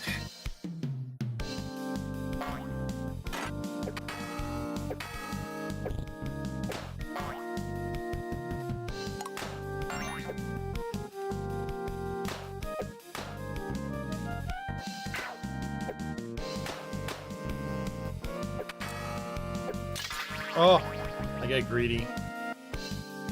The greed was real. 11 lives.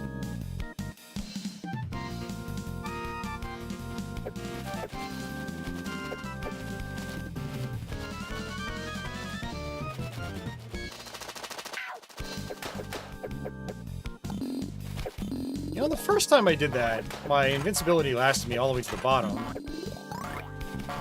But now it's not lasting me all the way.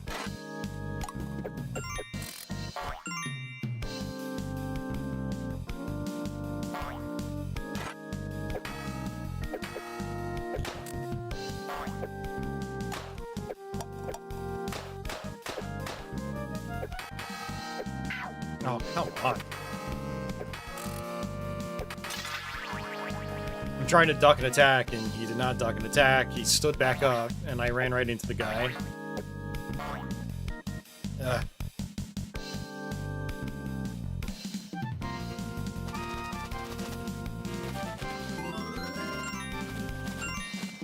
Oh, that's how it lasted. Okay. There's a second invulnerability.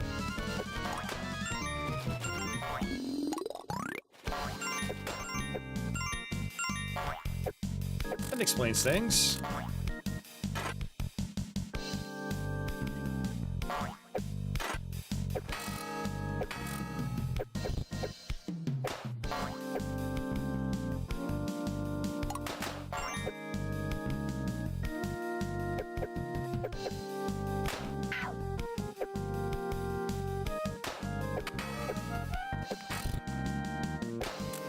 So you can't kill those guys in one hit with one of the toys.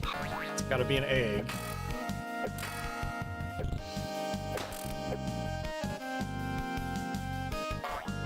Oh, he was still chasing me. You son of a... Okay, that's good to know. You know, in some of these games, you'd think the AI would just, like... You know, you could kind of, like, despawn them. Oh.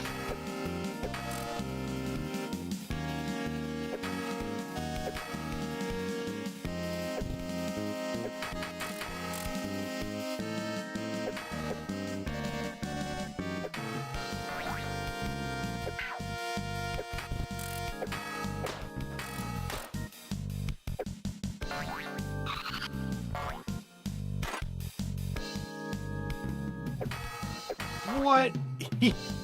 He went up the, Oh my god. I was not expecting that. AI is definitely not a complete pushover.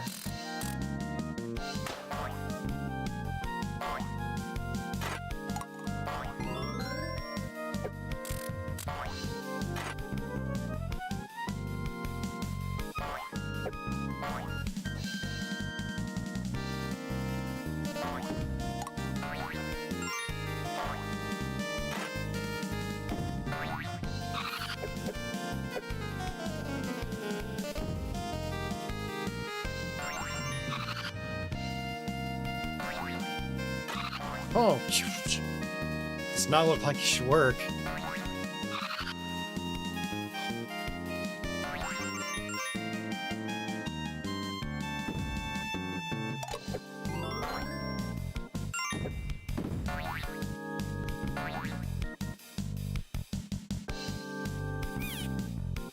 Yeah, some of these parts now are just kind of hard for all the wrong reasons.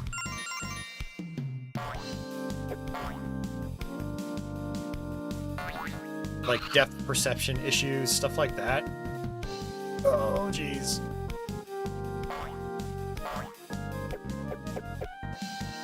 San says, wow, this is a long-ass game. No, I don't think it's actually that long. I suck at it. Dude, I've lost like 15 lives. It's gotten pretty tough in these last few levels. Like, if you had seen these last couple stages, you'd be like, holy crap. Yeah, they got quite challenging.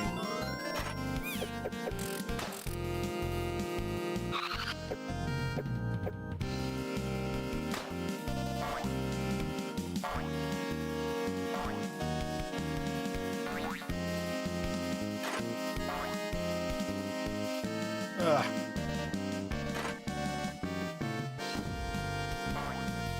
The new Ghosts and Goblins? Not quite. But it's still quite hard.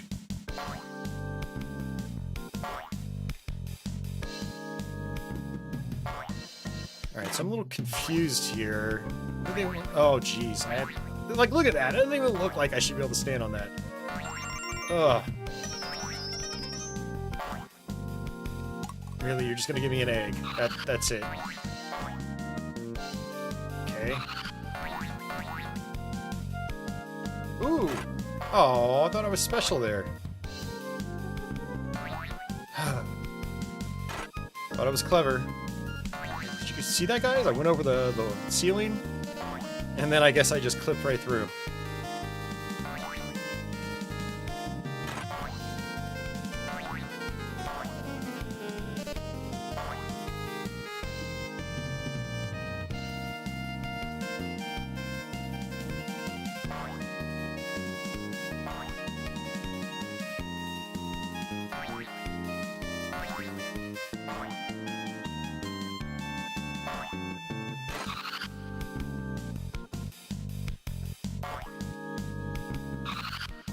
Getting a little low on time.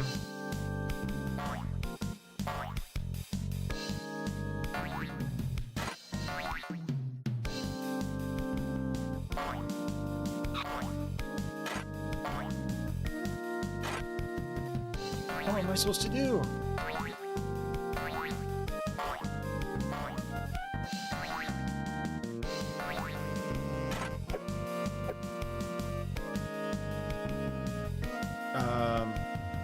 Really? Is this all just for the card? Please don't tell me I did all that just for the card. I want to make progress. I don't care about the card.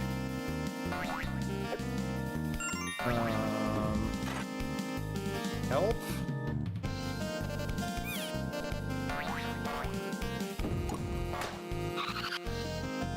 Yeah, I remember bringing this wall out, revealing a secret.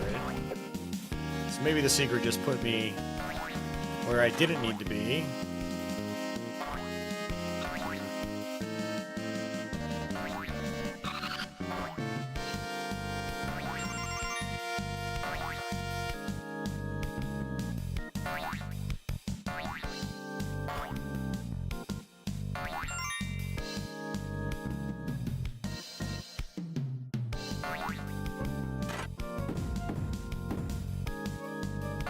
I'm gonna be really annoyed if I had to go all the way back to the bottom.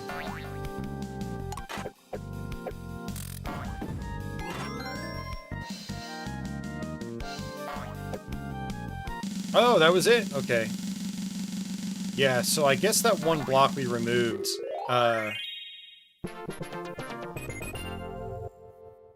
it took us, like, much higher up for a card. Whew.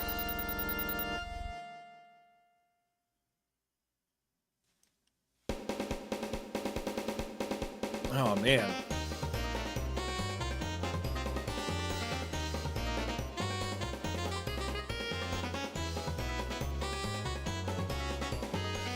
Oi, brother!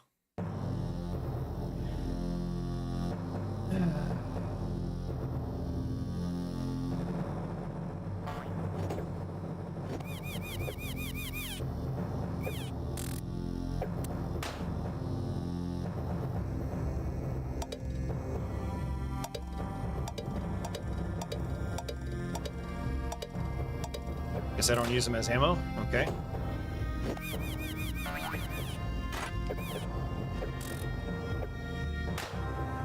It's like Double Dragon. 2 enemies at a time.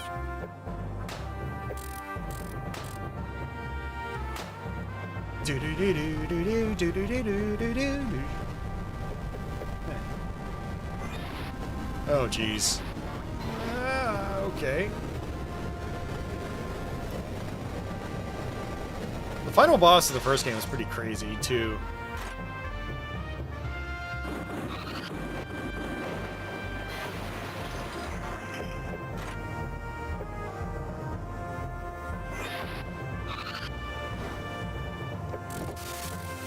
I think this is going to be one of those really annoying, like, memorize or die bosses.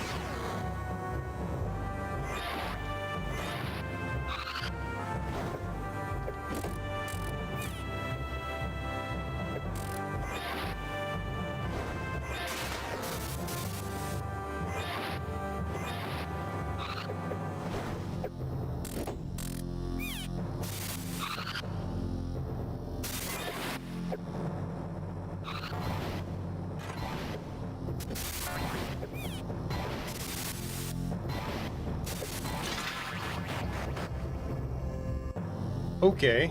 Hey, society. Welcome back. I have a feeling it's... Really? Really? Come on.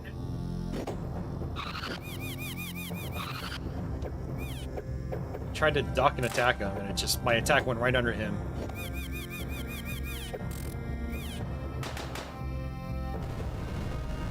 Yeah, my worry is we're going to have to do this over and over again. We're not going to get any health refills.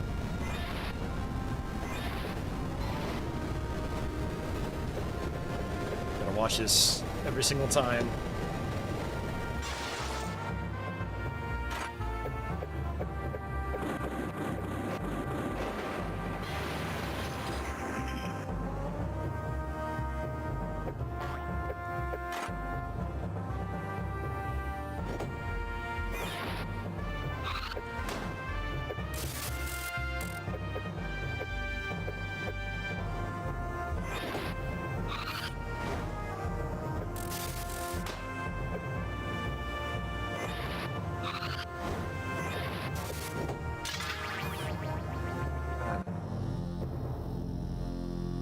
Vince is going full screen for this battle. Hell yeah, man. Are you serious? I feel like you can't really be that aggressive in this game. If you are, you just get bit in the ass.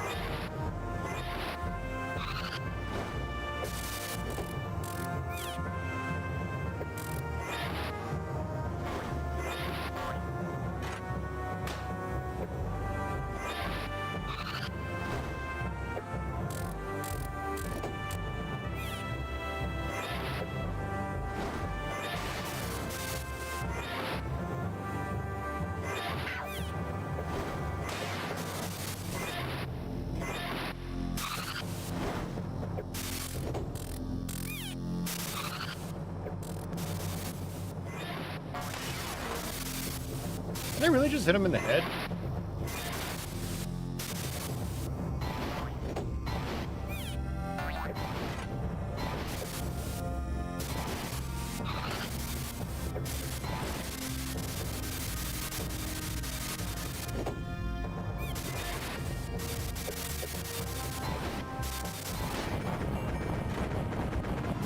Apparently I got an extra life? Is that the whole boss? I was expecting like 27 phases. Let's see.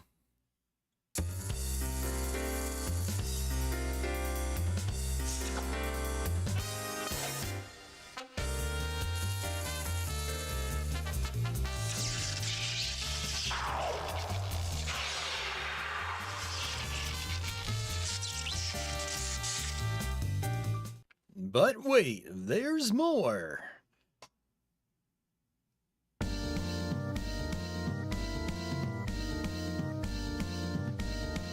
And there is more. Holy crap. Okay.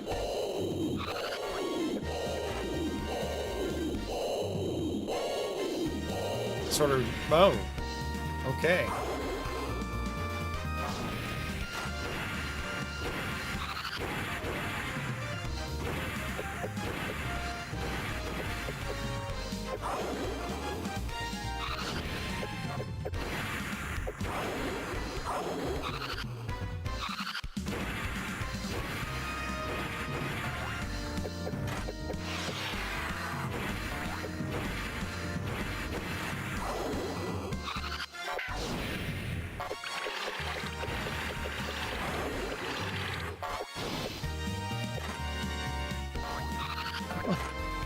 What the hell is going on?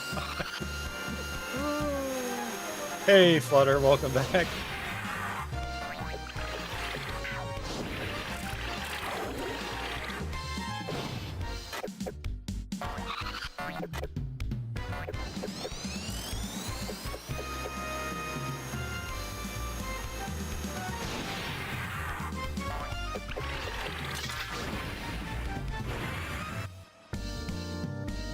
No, Flutter, this is the second one. I've never done a Let's Play of this one. This is my first time getting this far here.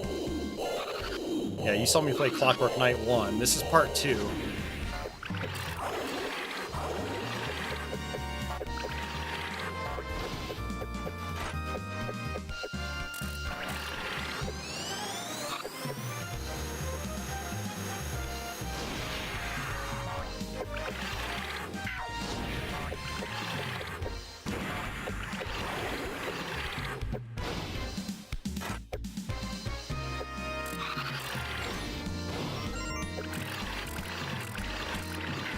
Wow, boss where we actually get some health back. That's crazy.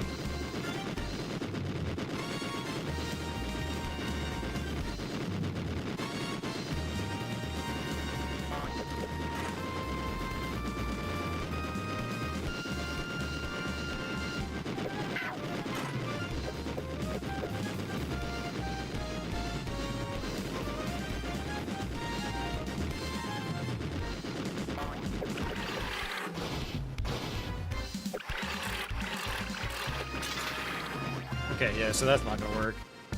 Gonna poke him a few times and walk back.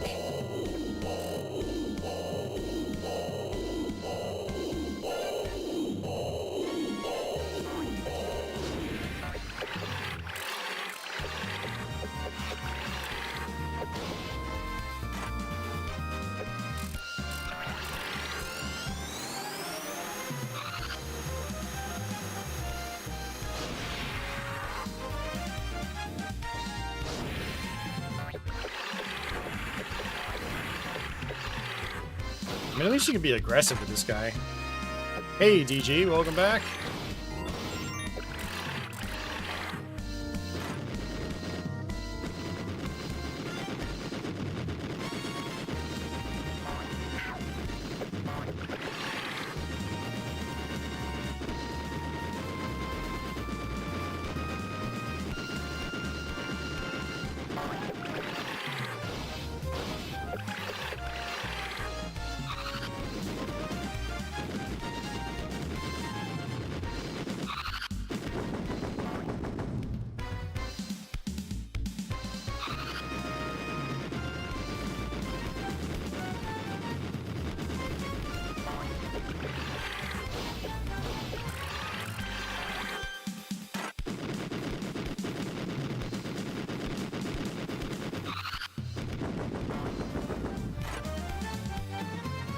Some good animation.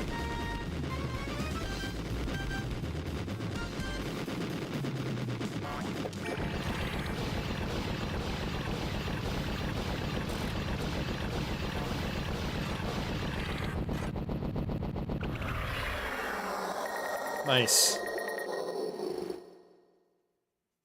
Yeah, this is part 2, not part 1. I guess that was the final boss. Okay, I'm glad they split those 2 bosses up, because that would have been a pain in the ass if you had to do both back to back, like every time you died.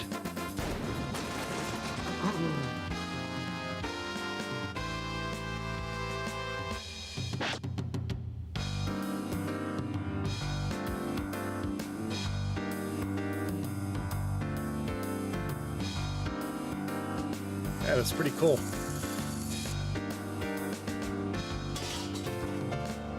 That is my first time finishing this game.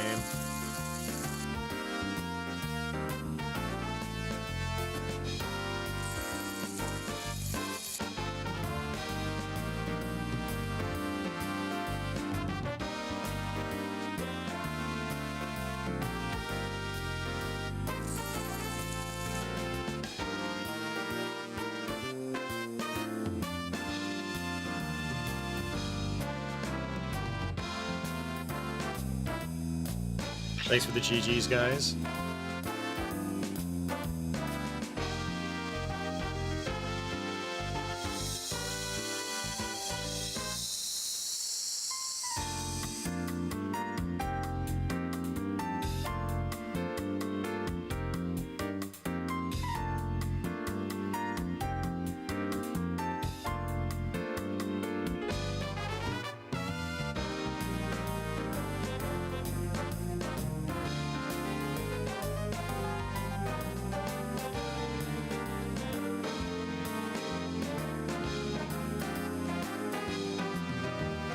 Yeah, there is a lot of jazzy kind of music in this game.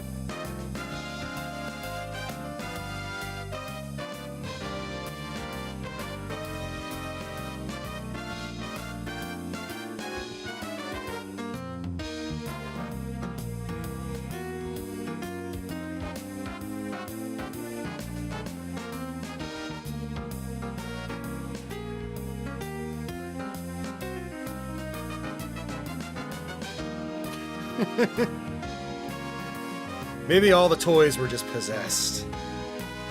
That sounded like the intermission screen from F-Zero.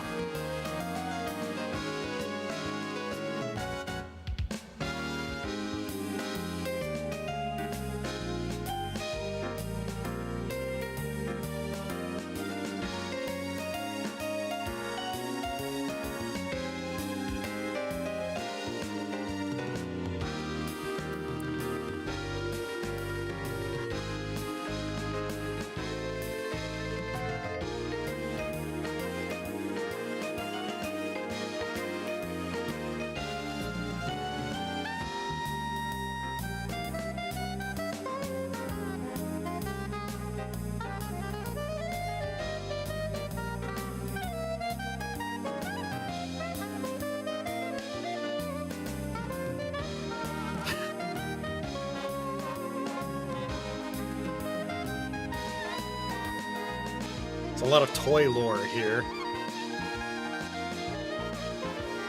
A rubber ball. He is such and such his easygoing friend.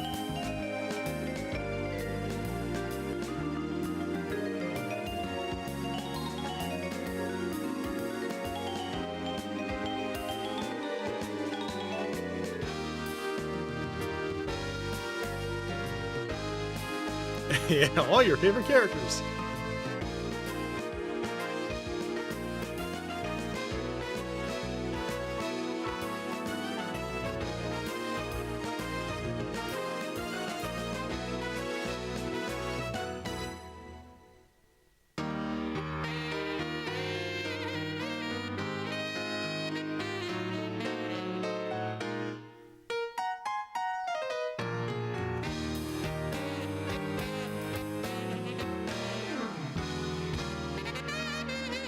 Super jazzy.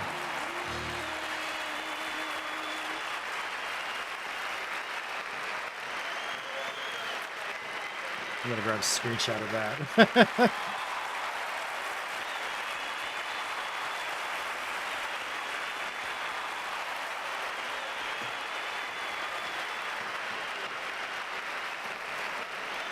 That's funny. Well, that was Clockwork Knight, guys. I was not expecting that.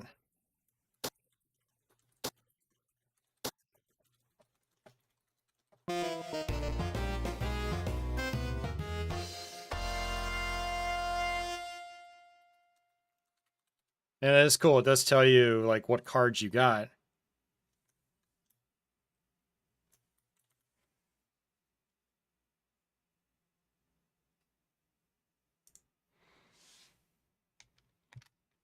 You got 17 cards.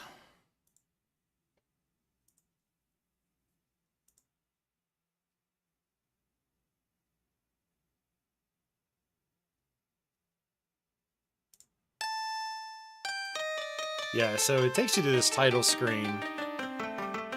Oh, I guess it.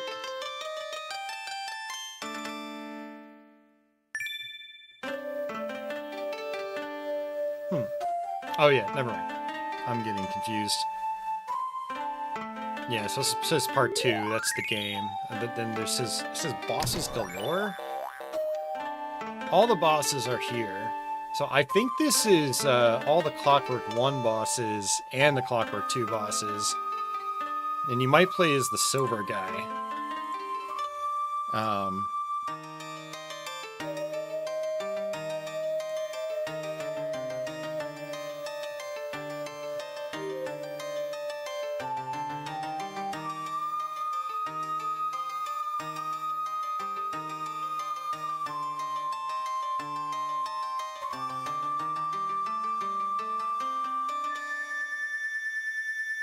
Alright, that's pretty cool.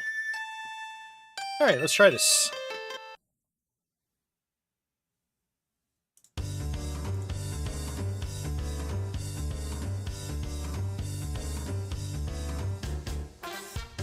Thanks for the GGs, everybody.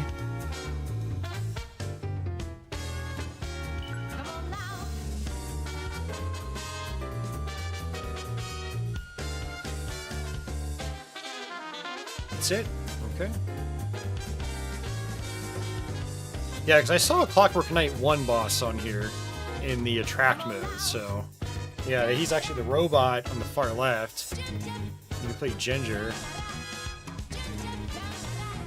Oh, so Tangara is Pepperochu. It is Pepperochu, right? I thought... Does he have 2 names?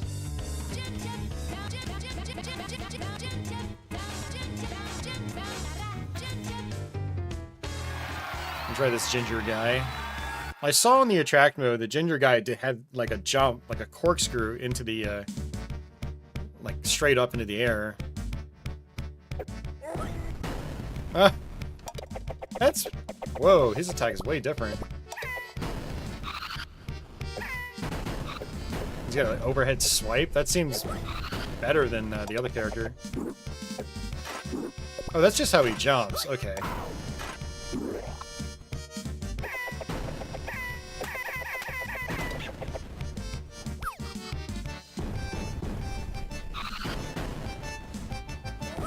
Oh, jeez, man.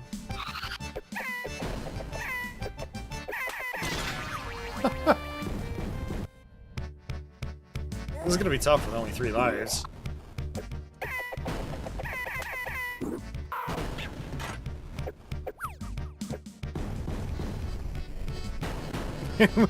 Yeah!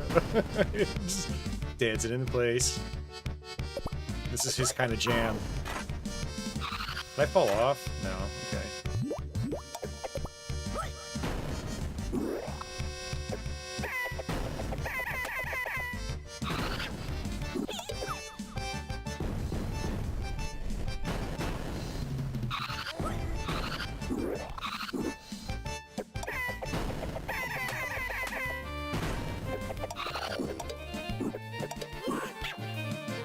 He goes, what?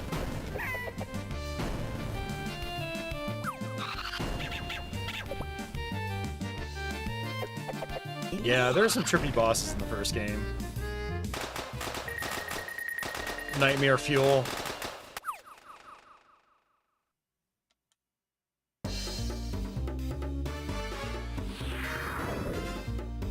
Yep, remember this guy.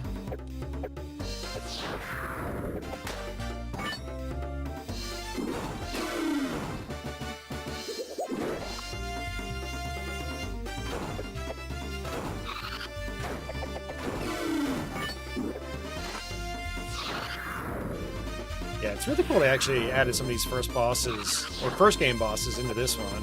I like that.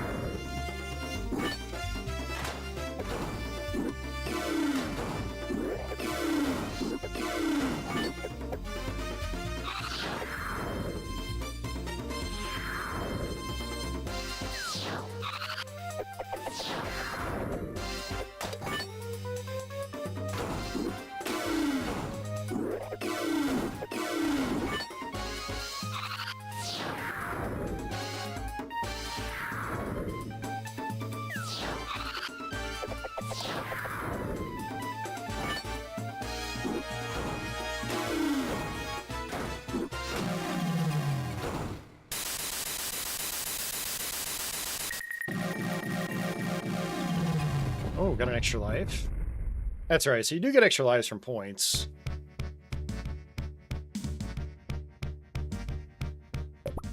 Oh, geez, how am I gonna... Oh, okay. You're supposed to poke his feet in the first game. Like, this guy's got an overhead swipe even when you're ducking.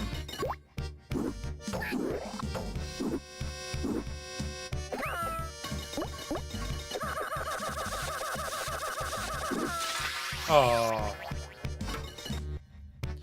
Yeah, I just noticed that, Vince. No health refill between bosses. That is tough.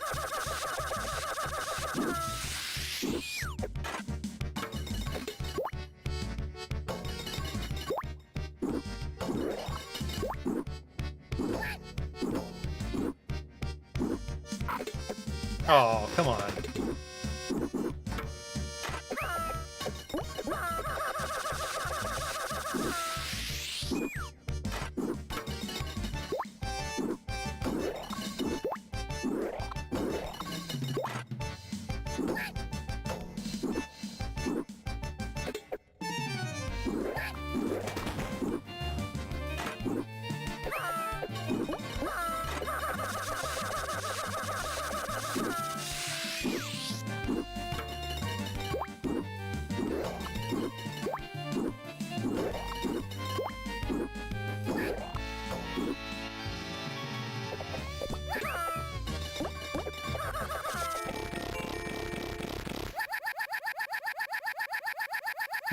Just turns into confetti.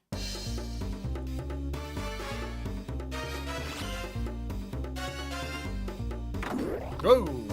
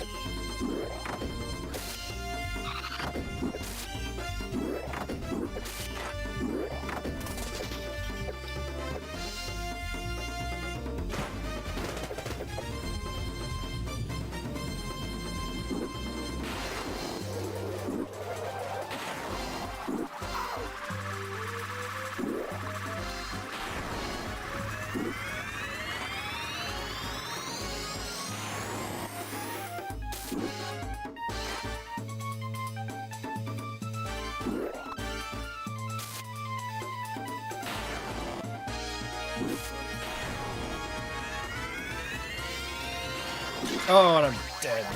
I guess he starts going up and down like a wave.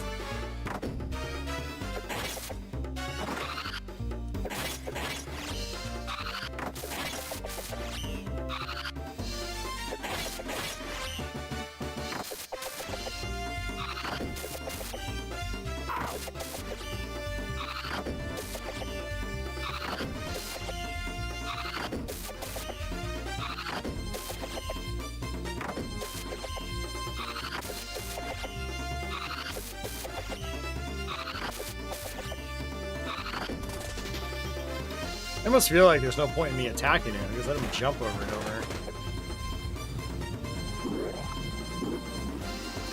So the way you do damage is getting to this section.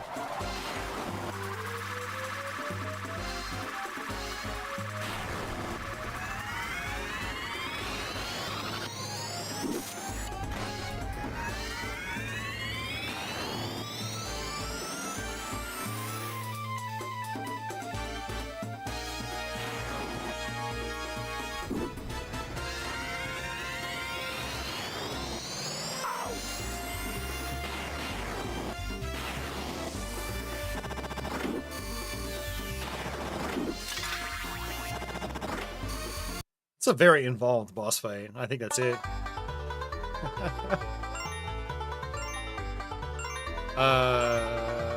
Continue equals 20 coins? I have no idea. Oh man, that's pretty cool. Oh man. Alright guys, what I'm going to do is I'm going to take a quick break.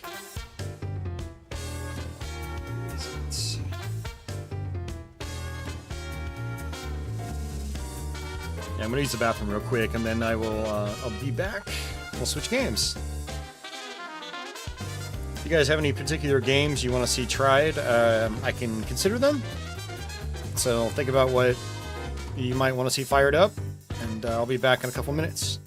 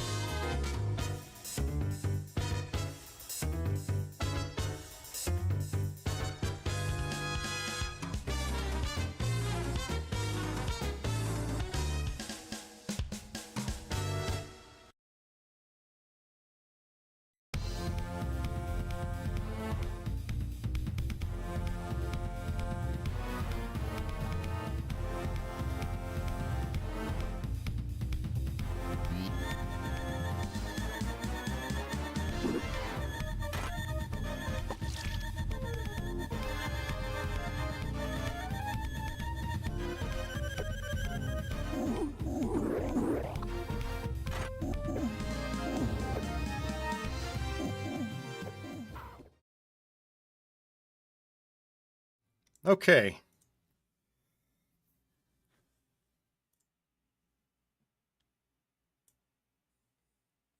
Oh, I just realized. Oh, you gotta be kidding me. Oh, come on.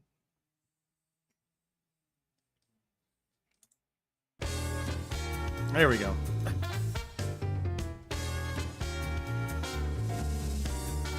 I haven't used this template in a long time, so I'm gonna bring that down. Society asks for Street Fighter Alpha 2. I have not played Guardian Heroes yet. Actually, Clockwork Knight 2 is the only game we played. Hey, you. Come here. Come here. We've got a special guest. Come here, bud. Hey. Oh, no, no, no. Get your ass over here. Hey, you can... No, stay.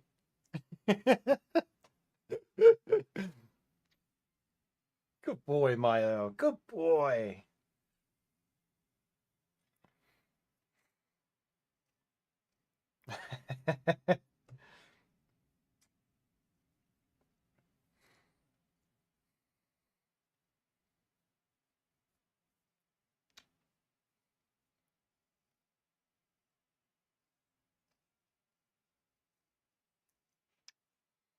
Jazzy. Yeah, I had the game room door closed for the first part of the stream, but he woke up. He woke up when I went out to the restroom and got a snack. I was like, I'll let him come back in. Hey, big boy. Big boy, Milo.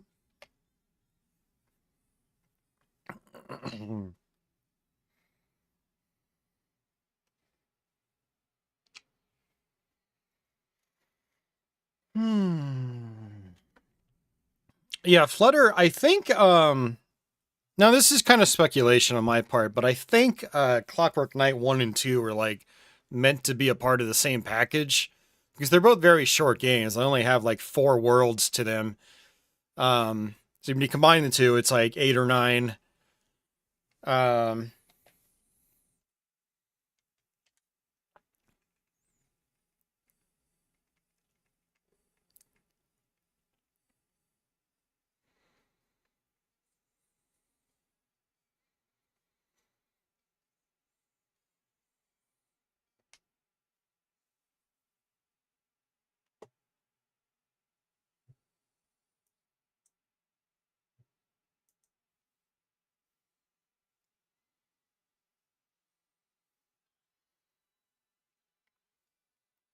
all right. Well, my kitty's chilling with me. Maybe he'll get up. You might be able to see him in the background. Julie might come in too. She might come in. We'll see. Yeah, so this is Street Fighter Zero 2. It's the Japanese version. I actually, I barely played the Saturn version of this.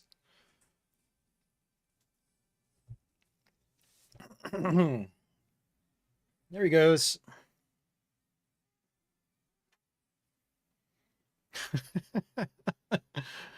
Oh, he's a knucklehead. Oh.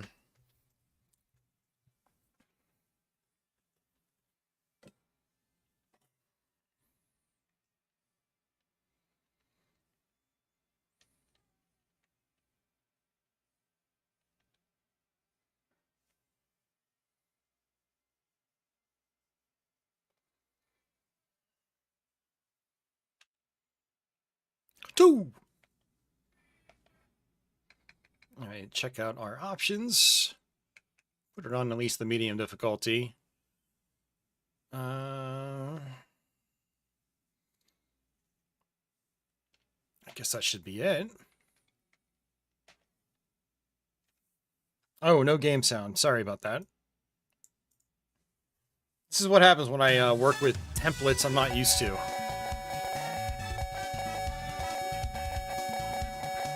All right, just do old Ken here.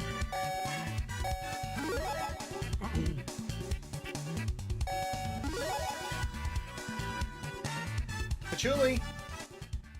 Patchouli! Come here, babe. Come here. Patchouli. Come here. Hey, there she is. Hey, babe. Hi. What's going on? Ready? Round one, Alright, so this was requested by Society.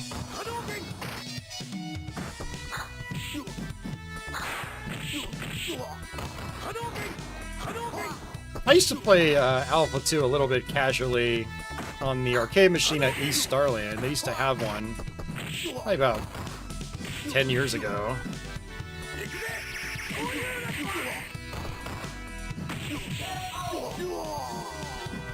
I'm gonna do a little combo that I thought I used to be able to do, but can't do it.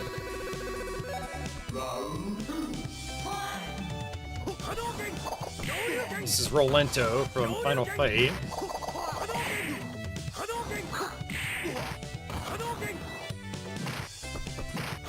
I don't know any of like the more advanced techniques in this game.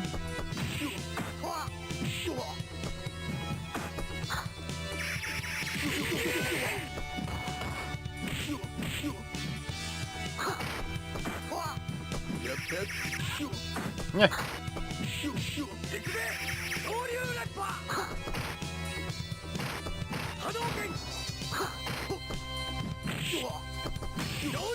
Oops. Trying to do a Hadouken. Yep, it's got Final Fight music as well.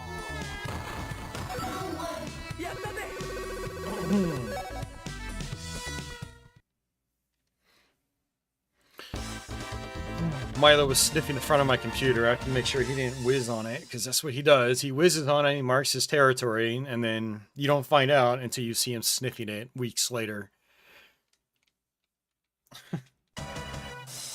He hasn't been doing it as much lately, but it is frustrating when it happens. Especially when it's like on my PC. It's one reason why I didn't let him in tonight. I was like, it's cold. I don't have to worry about the game room getting heated up. It's freezing cold outside. And I won't have a cat that pees on my computer. Oops. Yeah, this really does look fantastic. I remember people back in the day saying this was like the way to play the game at home. It's one of those that was heavily improved over the PS1 version. Saturn hardware is just much better suited to this sort of thing.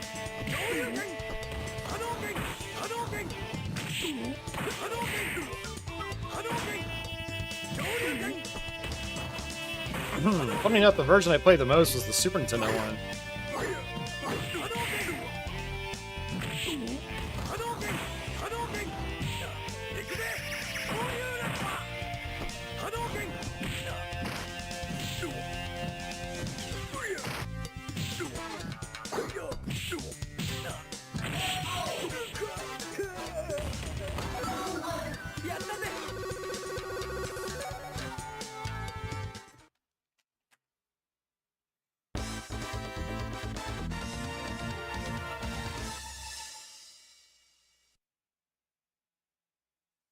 Ugh.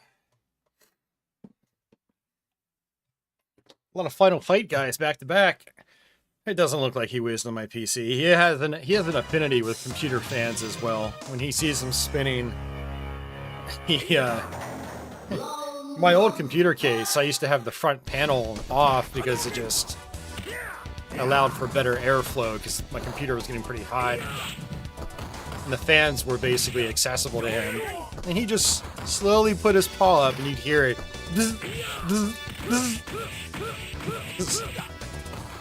Wasn't hurting him. He was just, he just kept doing it. I was like, all right, it doesn't hurt, man. Then have at it. Goofy cat. There we go.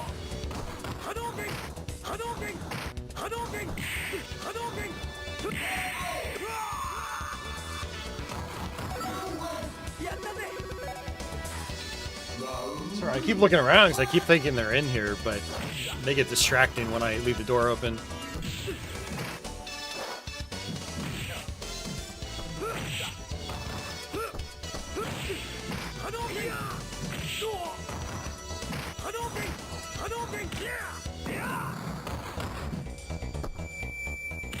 Oh, jeez, come on.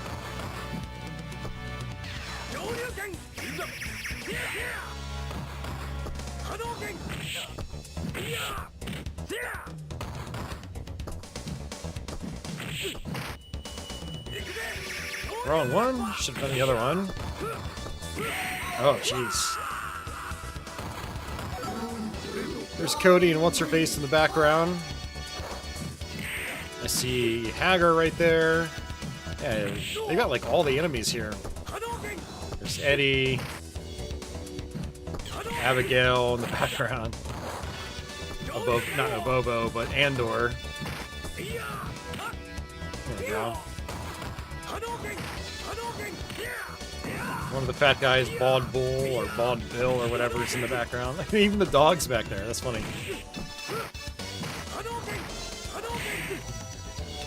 Yep, there's Hollywood.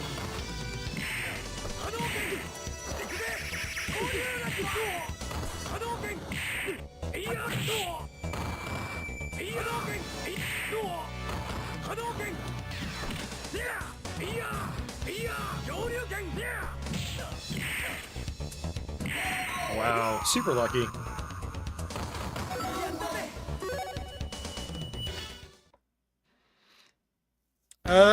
It's not a members only stream. It should be a standard stream, but you don't need the Super Chat Society. I appreciate it. If you really, really want to, you could, let's see.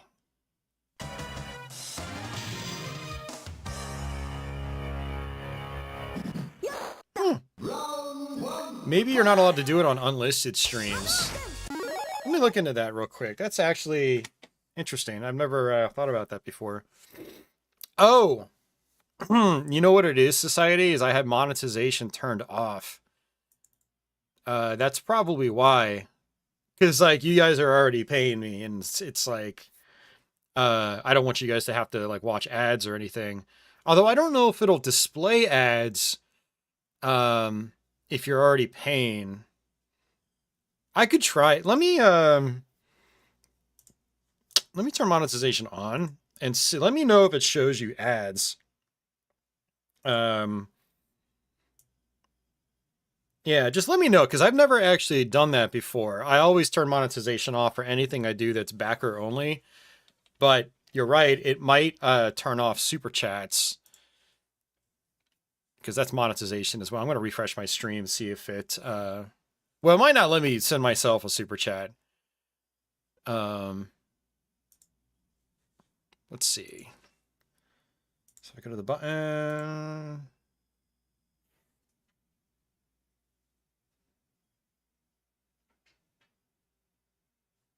No.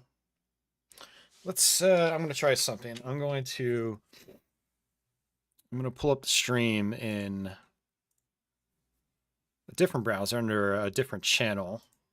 I'm going to see if the option comes up. This is just good experimentation because I've never, like I said, I've always turned monetization off when I do member-only things.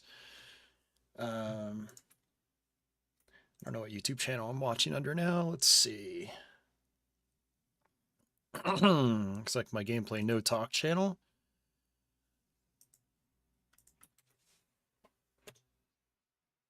There's DIY.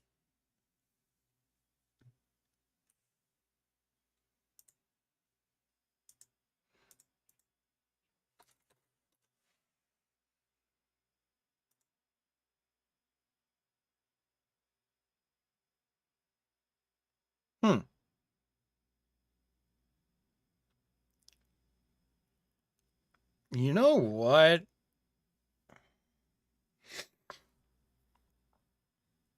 So it's letting me do a membership, but it's not letting me do a super chat. Maybe it is a setting like I've got disabled. But yeah, I did see ads with the other channel. Well, it should have, because I don't have YouTube Premium with my other channel. Okay. Interesting. This is very interesting. All right, let me edit the stream. I'm going to turn the monetization back off because I think that's just ads. And then I'm going to have to go back to my main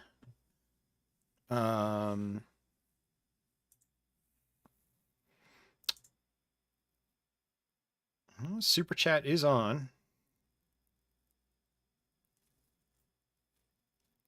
That is really weird.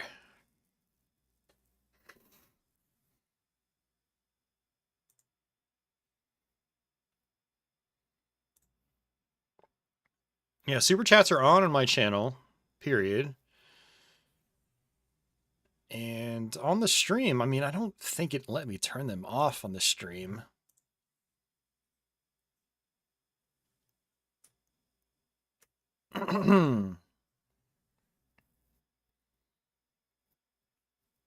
That's very interesting, Society. You just brought up a really interesting observation because, yeah, I never even thought about that.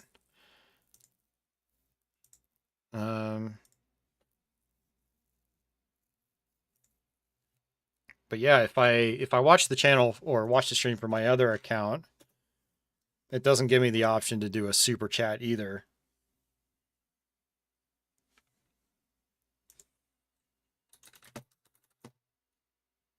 Yeah, it doesn't. I mean, it's not a big deal. Like I don't expect super chats and stuff when I do these streams because like I said, this is for you guys that are already supporting me.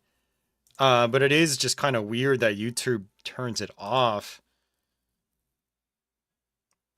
It still gives you the option to join up as a member, which is weird. But it doesn't let you send like a, like a donation chat. It's just the option even on my other channels not showing up. Let me go to like a regular video of mine.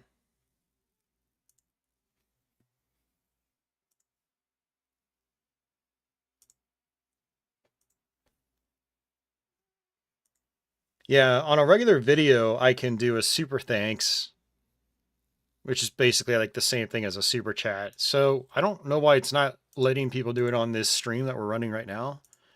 That is very, very awkward. So, well, good observation though, Society. I appreciate that. All right. Let's see. Yeah, I'm also wondering if there's like some other option on the stream that I might have clicked by accident, but like I don't think there's any way for me to fix it at this point. Let's see. No, edit. Let's see.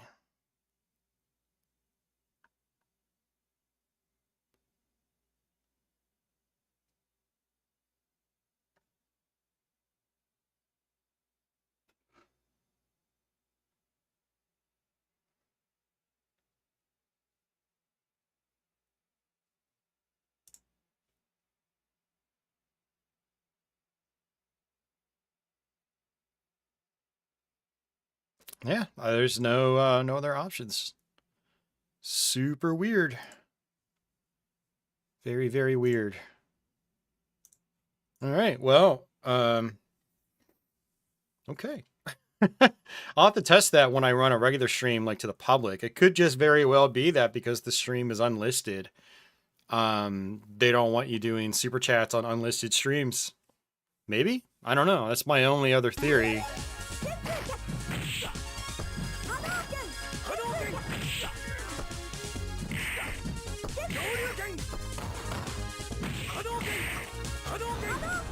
Yeah, this is a really good looking game. I'm just so used to the Super Nintendo version, which is, for the console, is okay looking, but it's a far cry from this. Not to mention that audio is so muffled.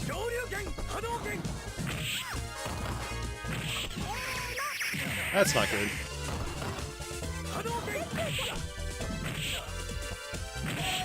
Ugh.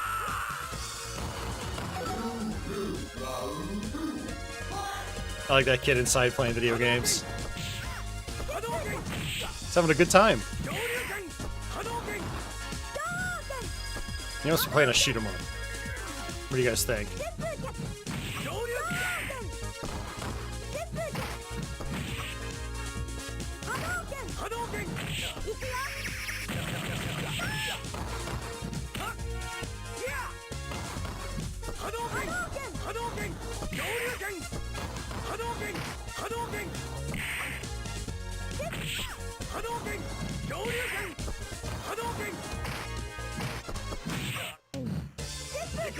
Ooh, lucky. He's playing Pong. Oh, well, he just threw the controller, so probably is Pong.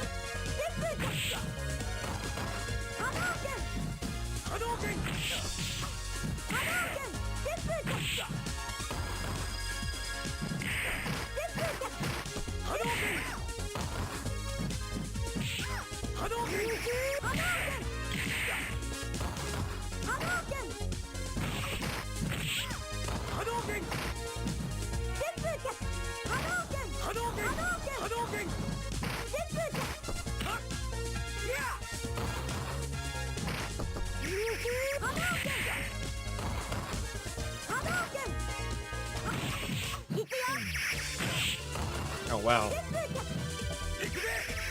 That's not gonna work. Oh, it did. Barely. It shouldn't have worked, but it did. I'll take it.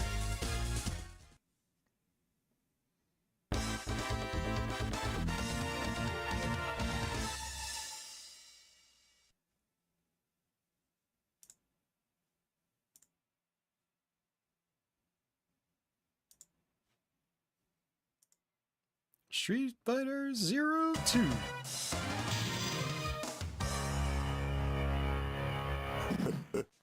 Round one, fight! Sagan.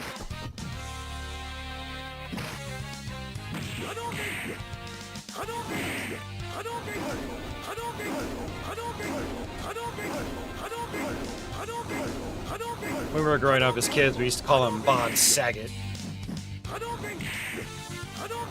Rest in peace.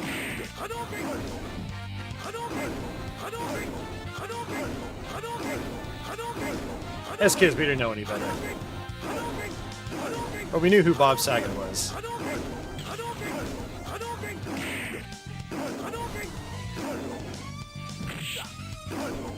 God, he's huge in this game, too. My God. I made him way larger than he was in Street Fighter 2. His foot's the size of my head.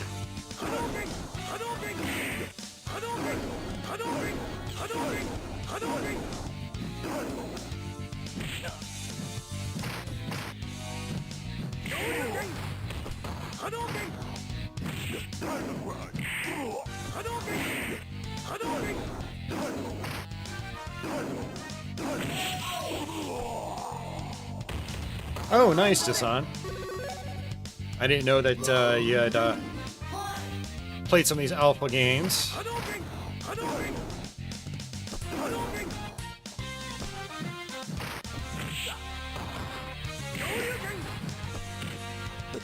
Do you recall if there's some kind of like pushback mechanic, like when I block, I can push them away a little bit? I don't remember if Alpha 2 had that. Oops. Barely worked.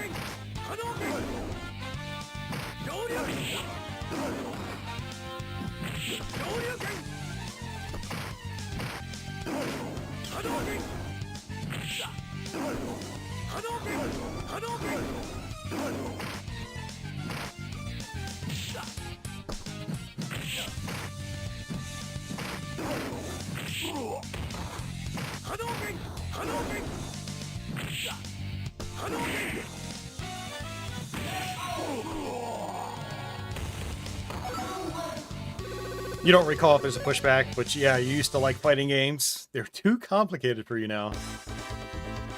Yeah, I mean, I guess fighting games have gotten really complicated since the Alpha days. Or Alpha 2. Street Fighter Alpha 3, there were some pretty advanced combos if you use the V-ism special. I was never very good at doing that. Vega.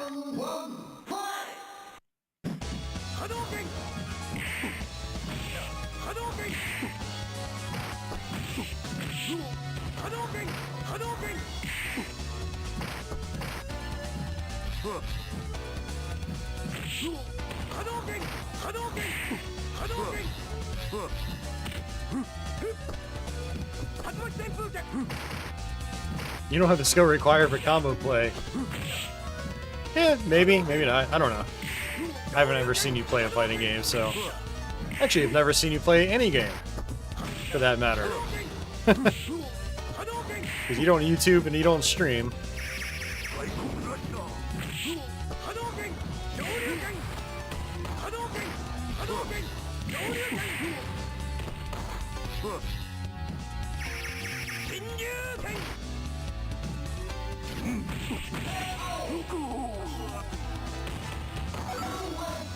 Yeah, Alpha 3 on PS1 was really good. They did a really good job with that port.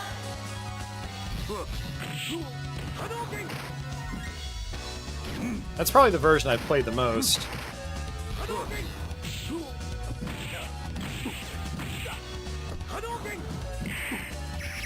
Huh? Oh, come on. I was supposed to do that. Back to the jazz, I see.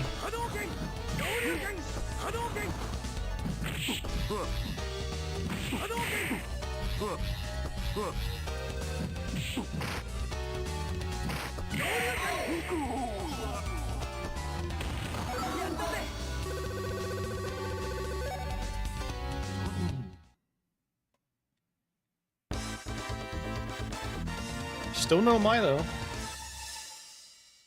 Patchouli's peeking into the game room, though. Goki. A.k.a. Akuma. Oh, there's Milo. What's up, dude? Look at those cat's eyes in the camera. It's creepy. You're a creepy cat.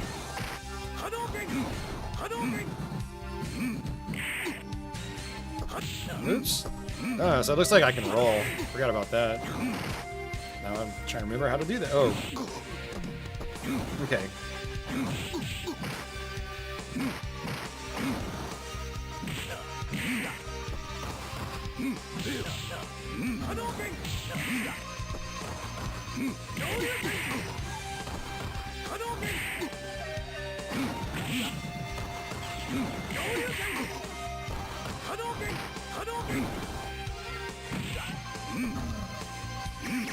Oh, no, no, no.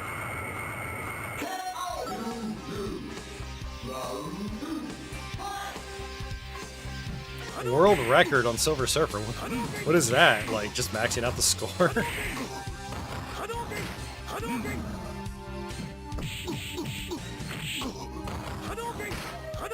Or are you just getting a ton of extra lives and, like, killing yourself over and over? You gotta explain more about that, I'm curious.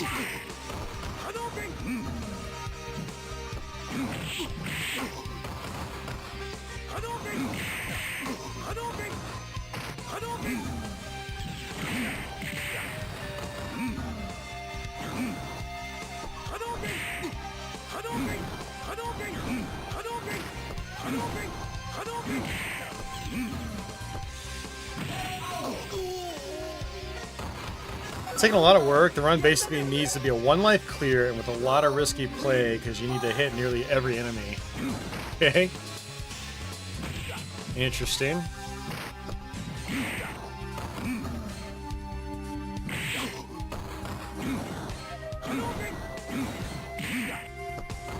Making me look like a Silver Surfer scrub. Shh. Ooh, lucky. That's just like Raging Demon, or I think it's Raging Demon.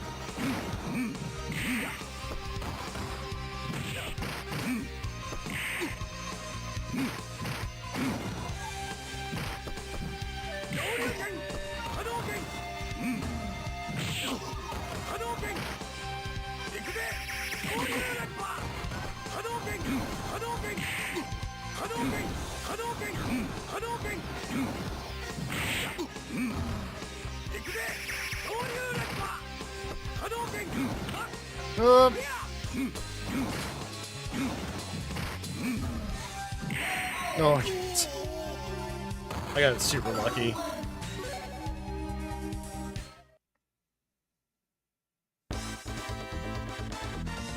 No milking the boss is allowed, and it's a max of 5 lives you can use. But to get the score, you pretty much you can't die because losing upgrades cost you points. Does it?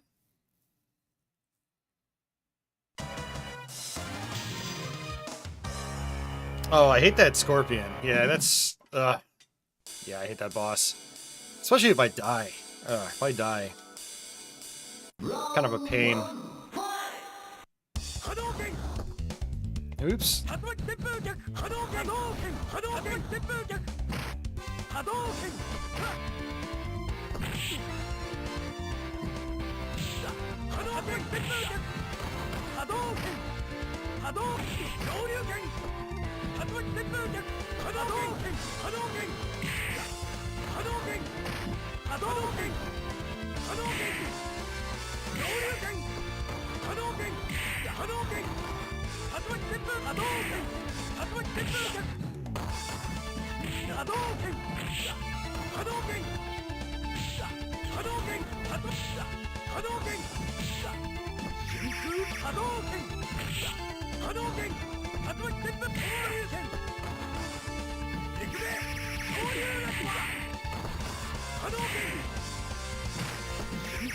Uh-oh. No! That's not good.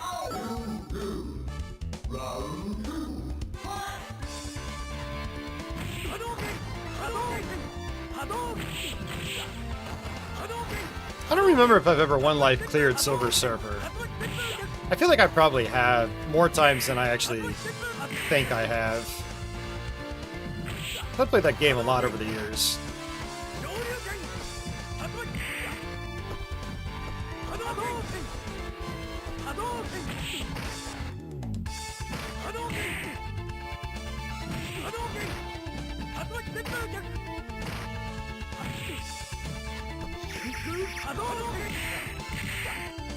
Now I'm wondering. I feel like I remember something like that.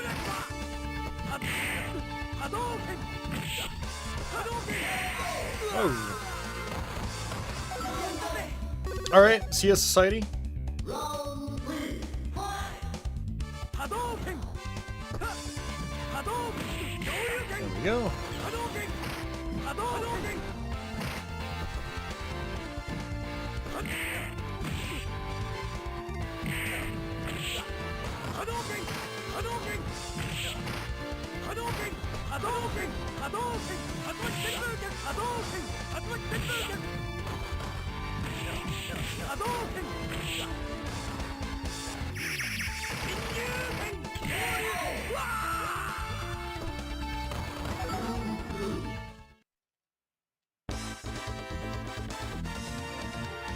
Yeah, that's true. I see what you're saying. You're right. On a normal run, like,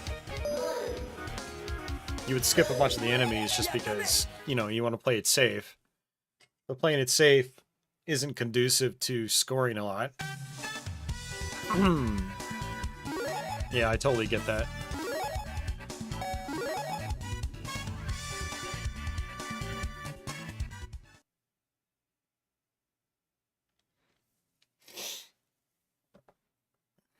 Wonder what the load times would be like if it used the RAM cart. I don't even think the RAM cart was around by the time this game came out. Round 1, fight! Capcom used it for Marvel superheroes, though. It was like an option in the options menu.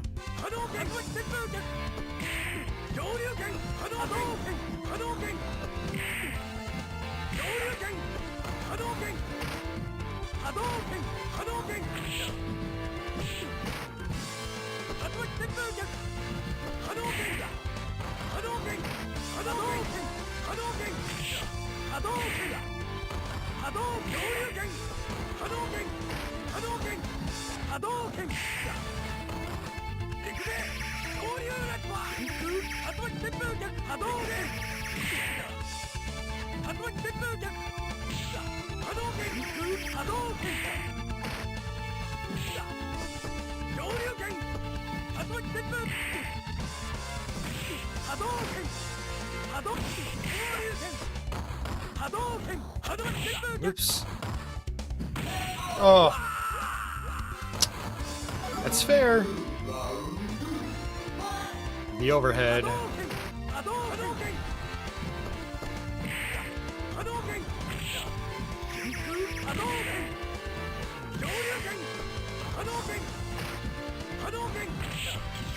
My timing of my moves is really bad right now, too.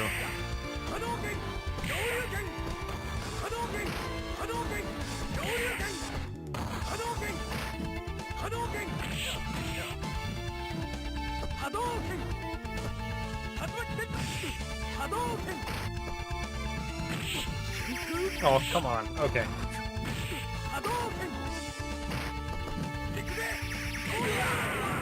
Lucky.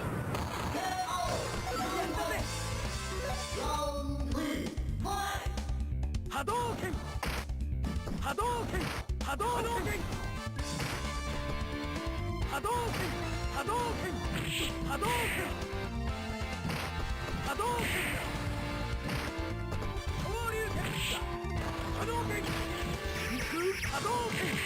Still hit me.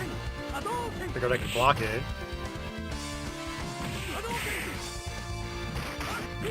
Oh, you can parry in this. What the hell?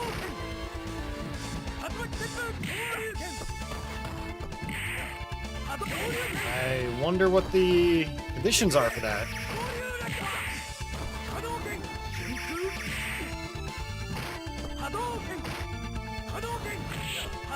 Ah.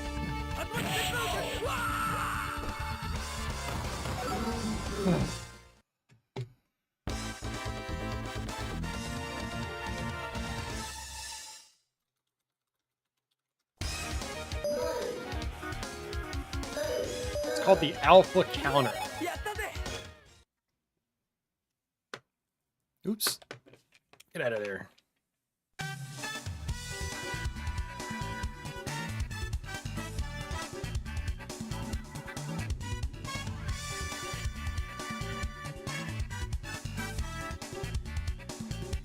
So you block and press. You rotate from back to down and then punch or kick. What? Okay.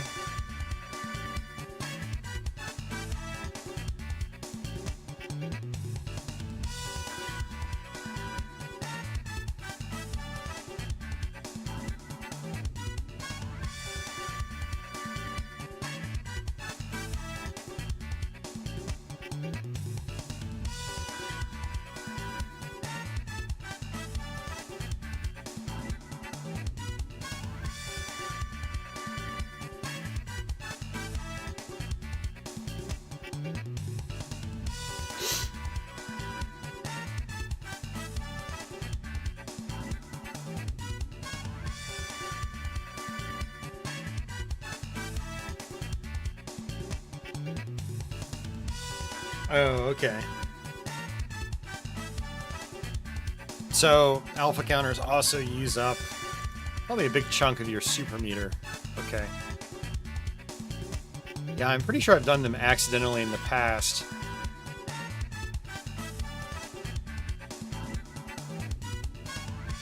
That's pretty cool. Alright, let's try it again.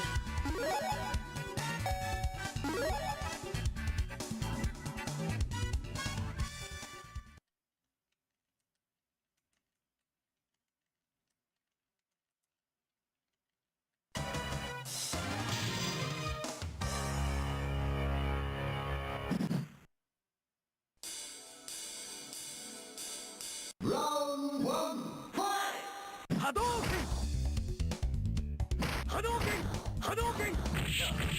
I'm gonna stop doing that against him. He always just jump kicks me.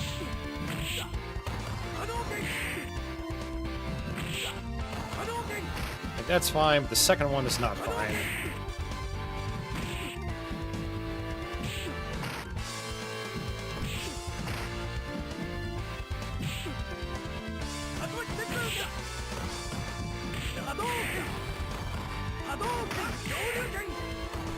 Ooh, okay, I like that. I can do it on his fireballs, his Hadokens.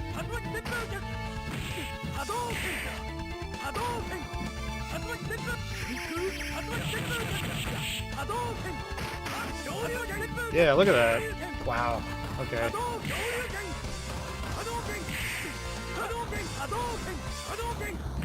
Yep, I knew it. He was gonna put a split in my face.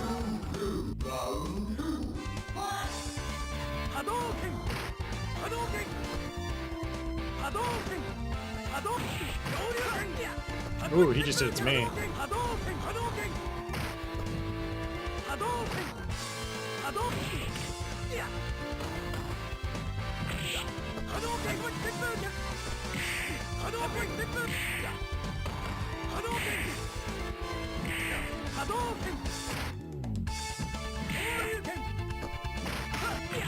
Wow, okay. It's like the AI is learning as I do moves, he does them too. Oh, that was bad. Or not.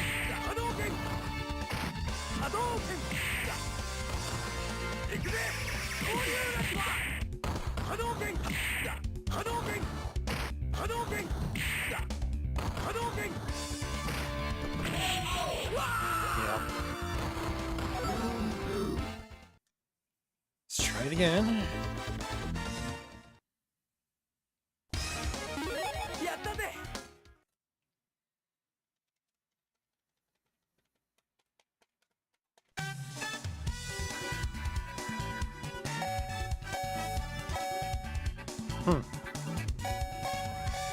Wonder what that does. Hey, Milo. Welcome back. Ooh. Cattail.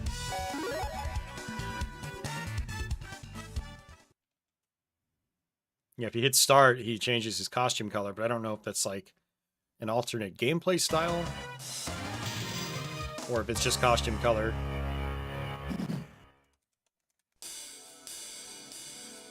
Round one, fight! Hadouken! Ha! Hadouken! Hadouken! Hadouken! Hadouken! Hadouken! Hadouken! Hadouken! Hadouken! Hadouken! Hadouken! Hadouken! Hadouken! Hadouken! Shoryuken! Shoryuken! Hadouken! Hadouken! Hadouken! Yeah! Hadouken! Uh-huh. Hadouken! Hadouken! I keep rolling by accident. I feel like it's this controller I'm using.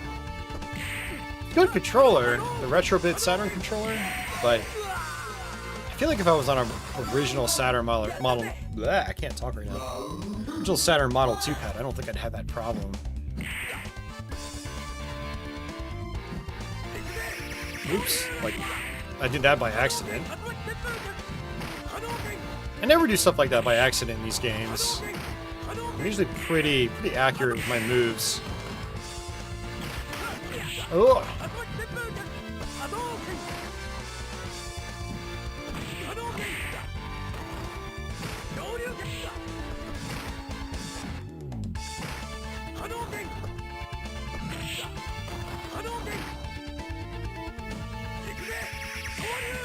No, that's not gonna work.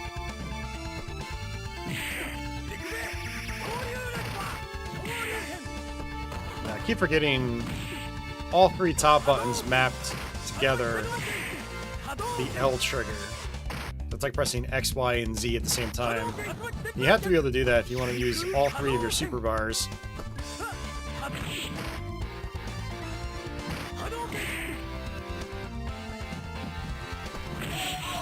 Okay. Milo! What you doing, bud? What you doing, Milo?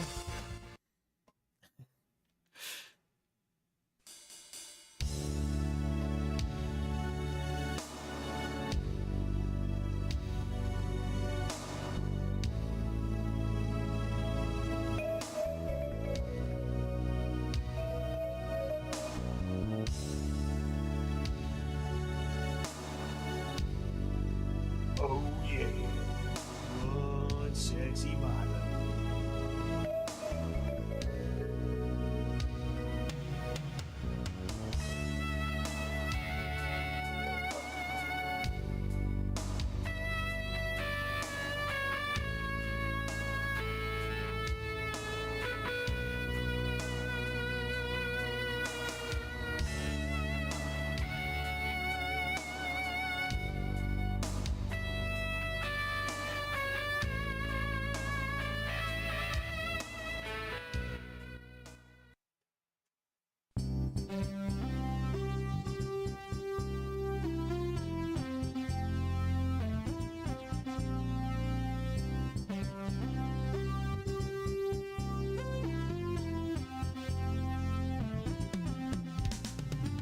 You coming down here, bud? Come on, Milo.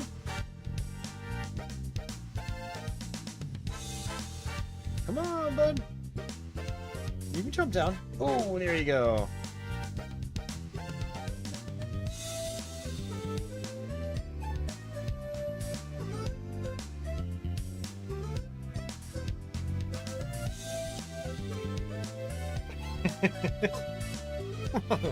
What's up, boy?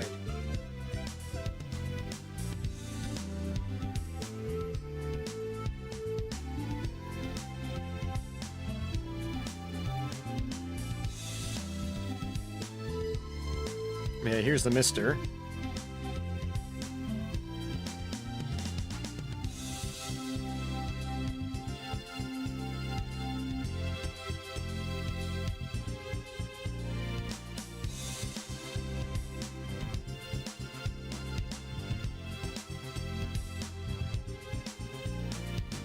All right, later, DG.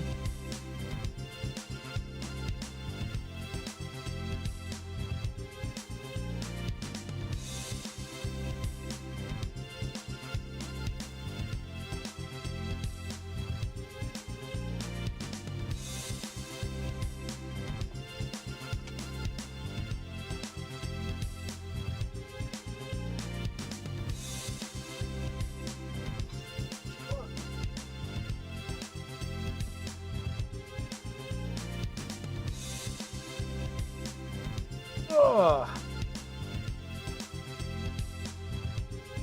Star of the show right here.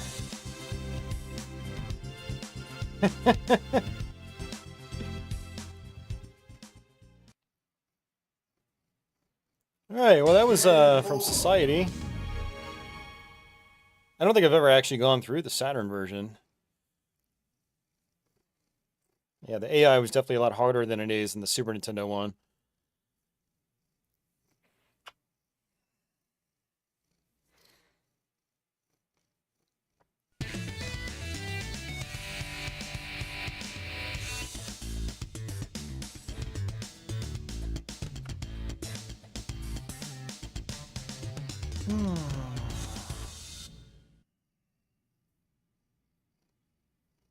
Yeah, I agree, Vince. This is definitely a good port.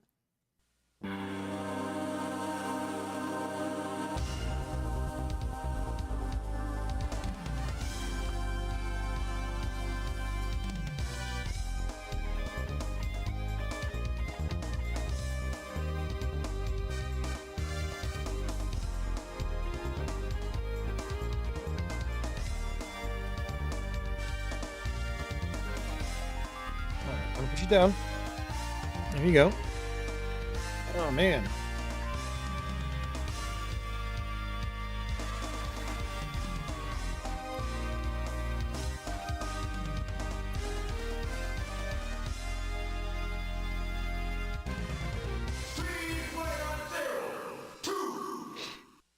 All right, I feel like we should try to have all of our bases covered.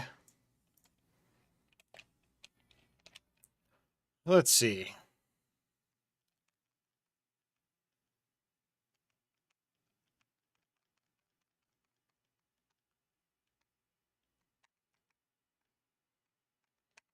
We got Barone had mentioned Batsugun earlier.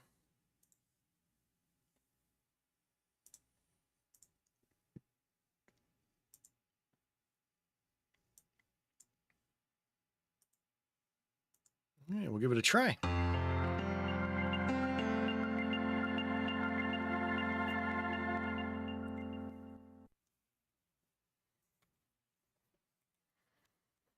Yeah, so Batsugun is kind of a...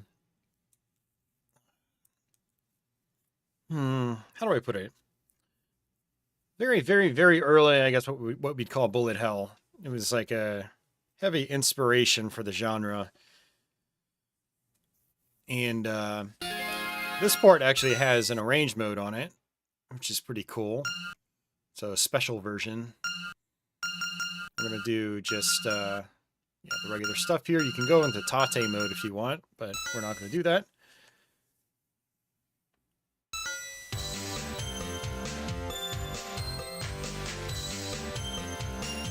Three different ships to pick from.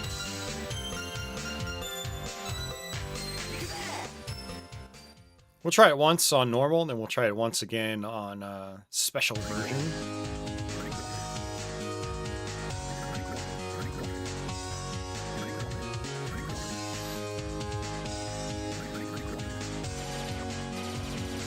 It's another one where you can hit L, get rid of the heads-up display.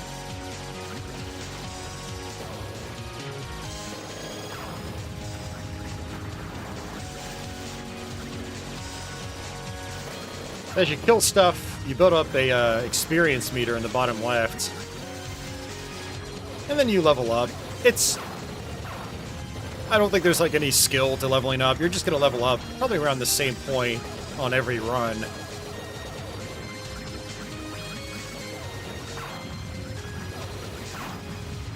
At least it always feels that way for me.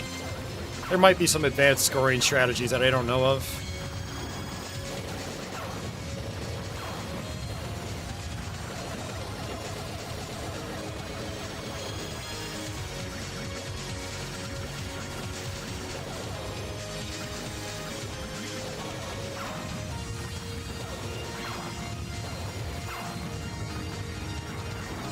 I haven't played this one in a while.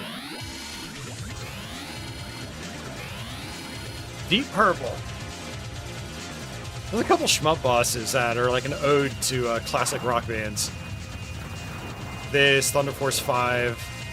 There's probably a lot more.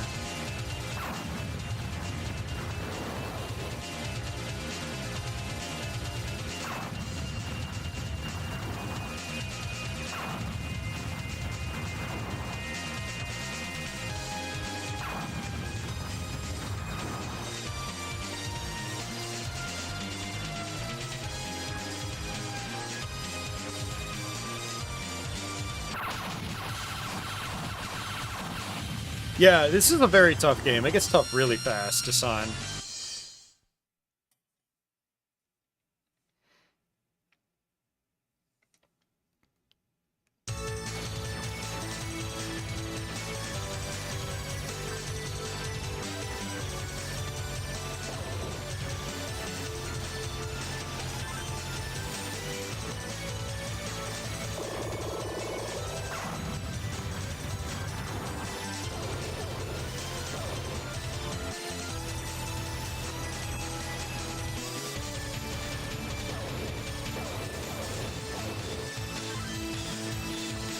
Yeah, for anybody that doesn't have a Saturn or a MiSTer, this was brought to modern platforms via the S-Tribute series. I thought someone was going to be doing a conversion for Steam as well. That was just like a standalone arcade port, or arcade emulated version. There we go. Level up.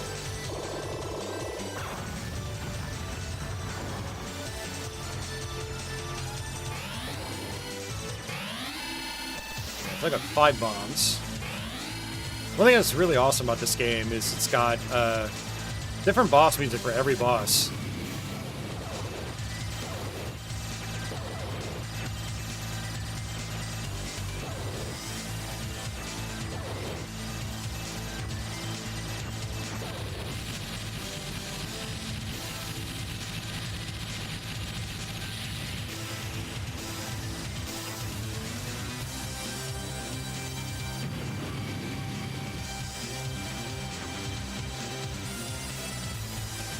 This is one of those bosses where you feel like you get so screwed because of its bullet patterns. Like it can just corner you if you don't play it right.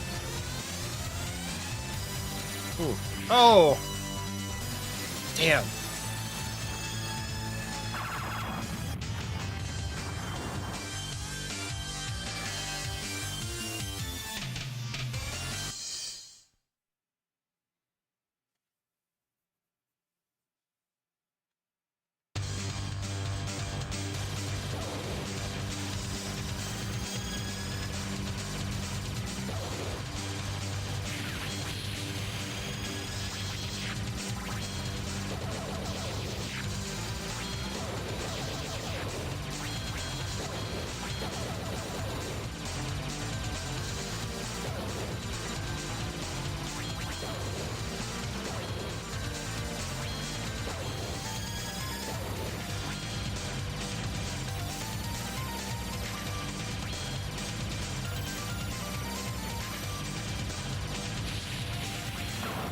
Oh, shit.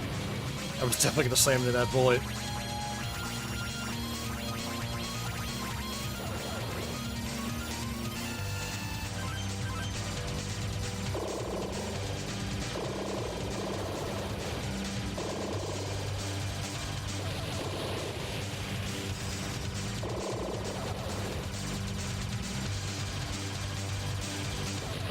Oh, come on.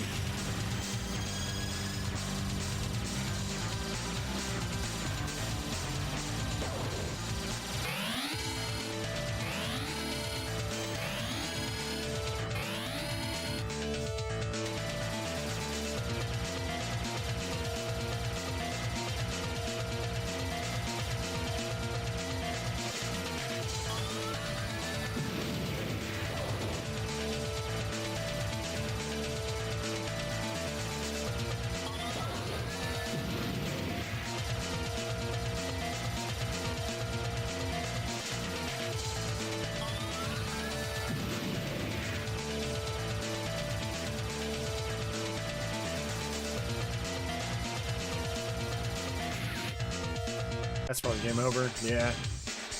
Yeah, we're going to continue. We'll play a different character.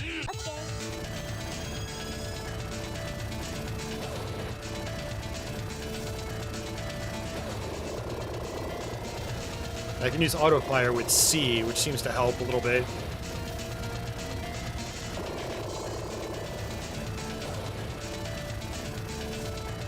If it's an arcade game and it didn't have auto fire, I prefer to not use auto fire.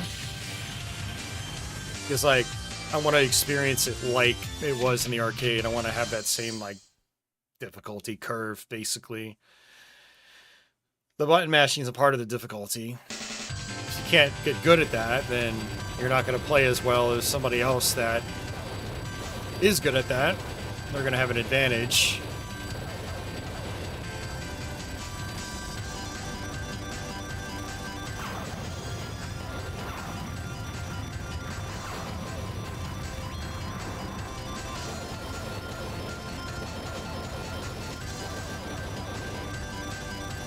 I also feel like some of these shmups, not just shoot 'em ups, but like action games in the arcade were designed around this sort of tactile kind of feeling where like there's like a rhythm you get having to mash.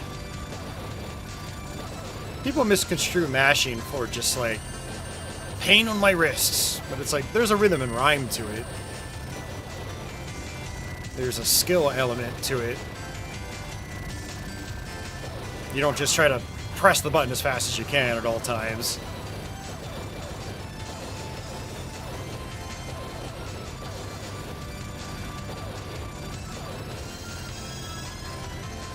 Sometimes you want to just taper it. Get a nice little comfortable rhythm going. There are some games where if you get a comfortable rhythm going with button mashing, you actually attack faster than you would if you just smash the button 1,000 times a second.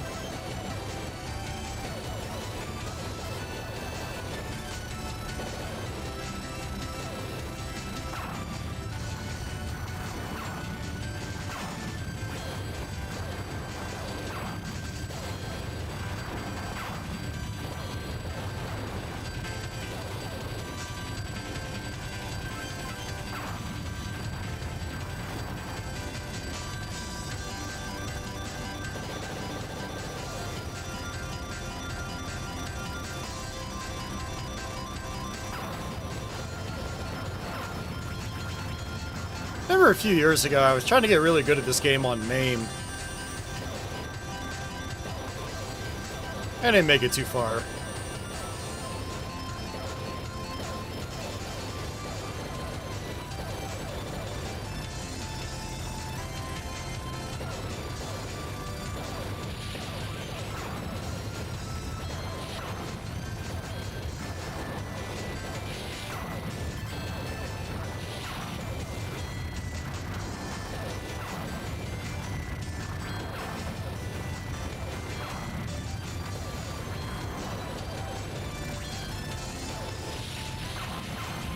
Oh, that was super close.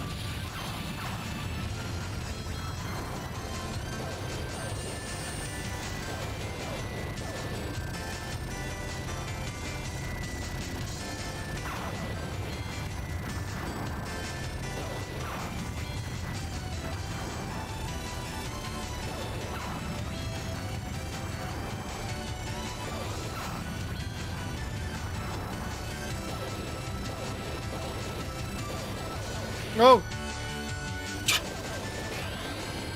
I lost all my bombs.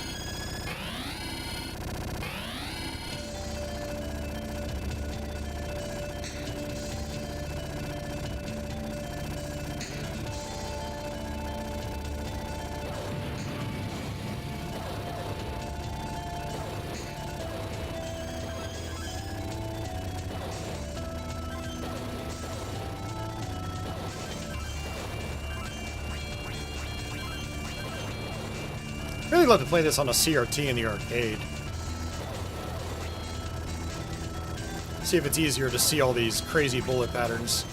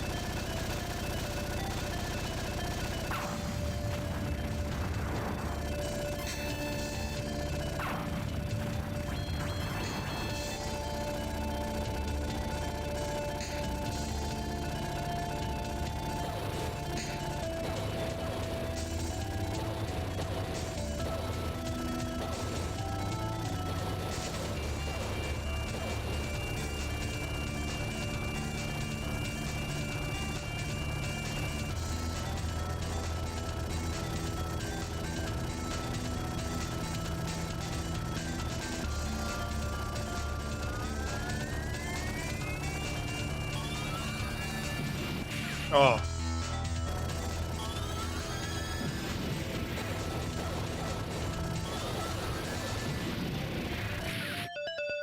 It's game over again. Try the last guy.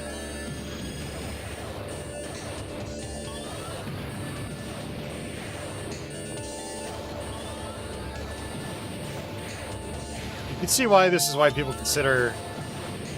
You can see why people consider this an early bullet hell.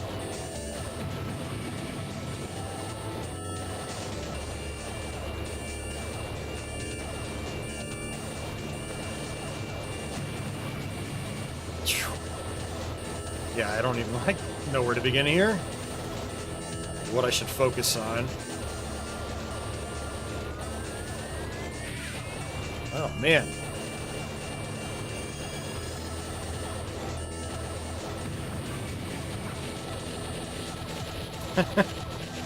Damn.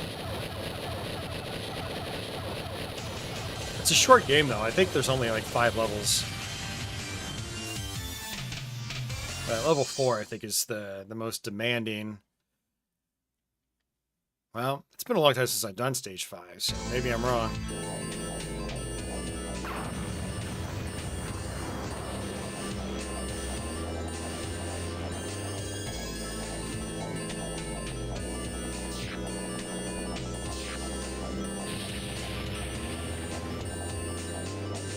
This is very Truxton 2-like.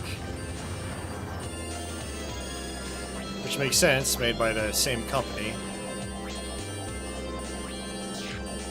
Tatsujin O. Oh, jeez. One last continue.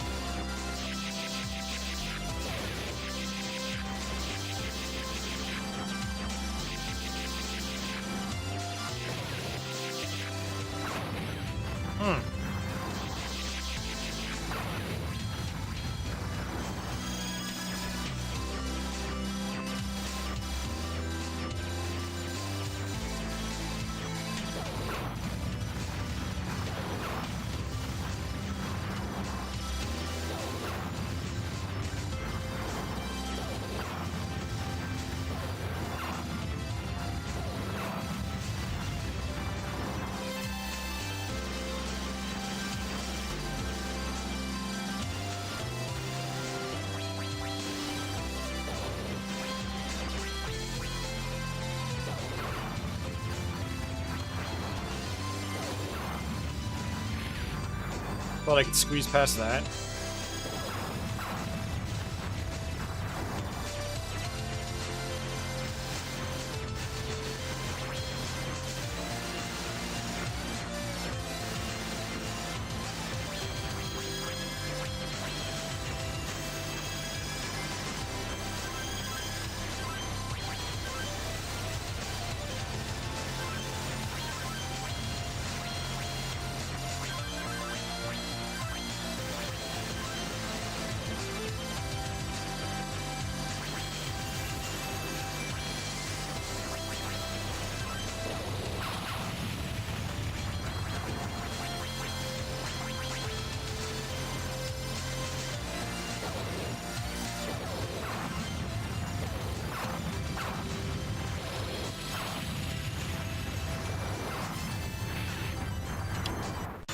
That's it.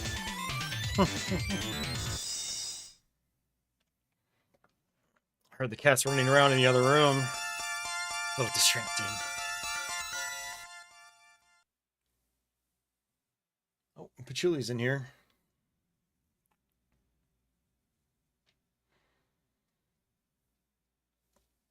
Hey, girl.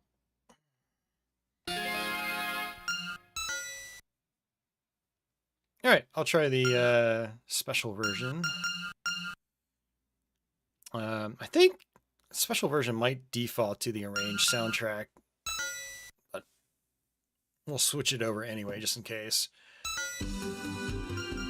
We'll start with Iceman first. Actually, I don't think I ever really cared for the Arranged soundtrack that much. It's got some weird sounds, like clearly generated from like a keyboard synthesizer back in the day. Not even a synthesizer, but one that had a lot of like built-in samples. Sample-based keyboard.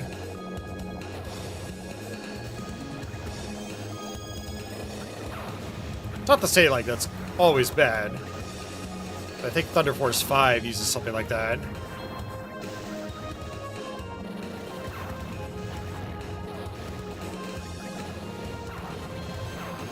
Oh! Shit.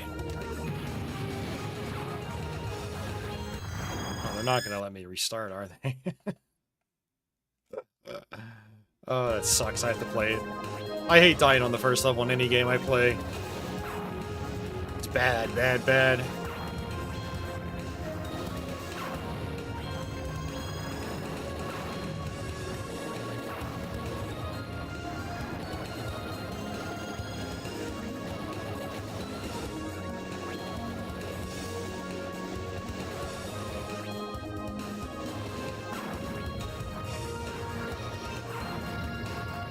Oh, I just realized with this guy, if you do the mash, it splits into a spread shot. Did not know that.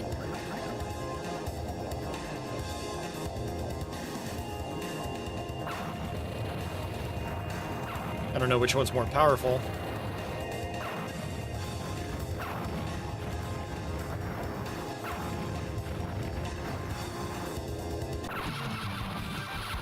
Spread might be more powerful. That MIDI guitar.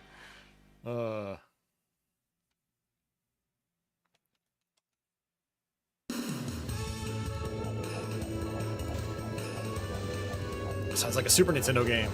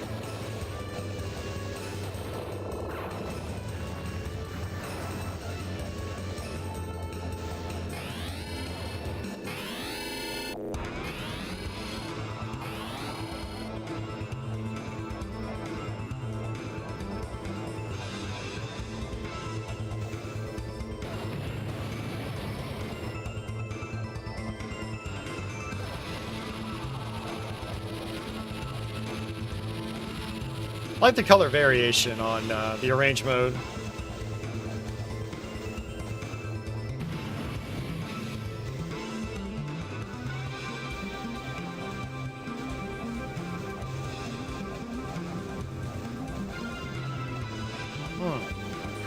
It's close.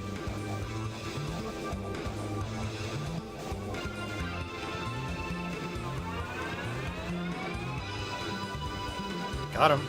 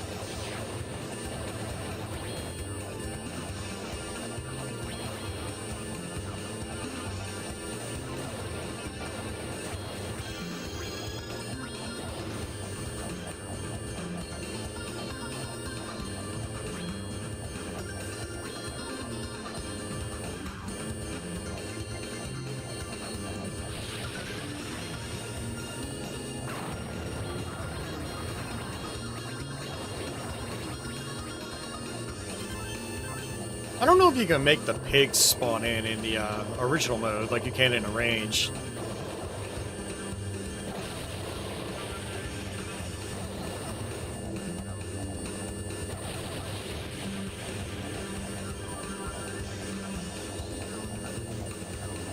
From this level right here, I know there is one pig that appears on original mode.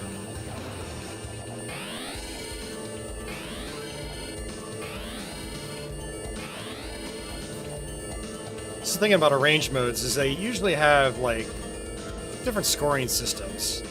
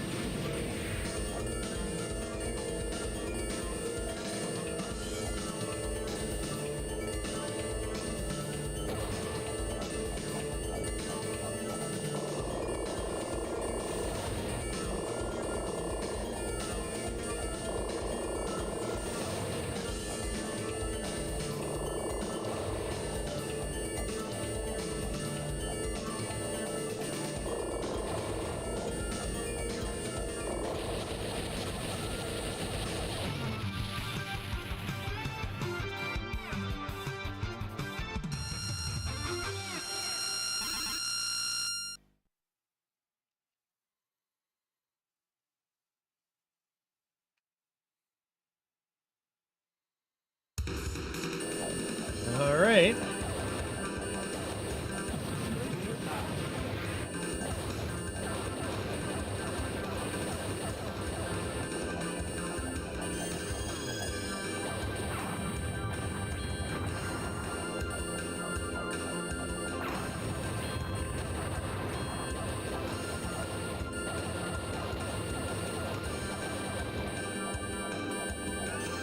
I do feel like I'm cheating a little bit with this attack style. Because if you're just mashing manually, it's like you can't really do this attack this fast, this spread shot.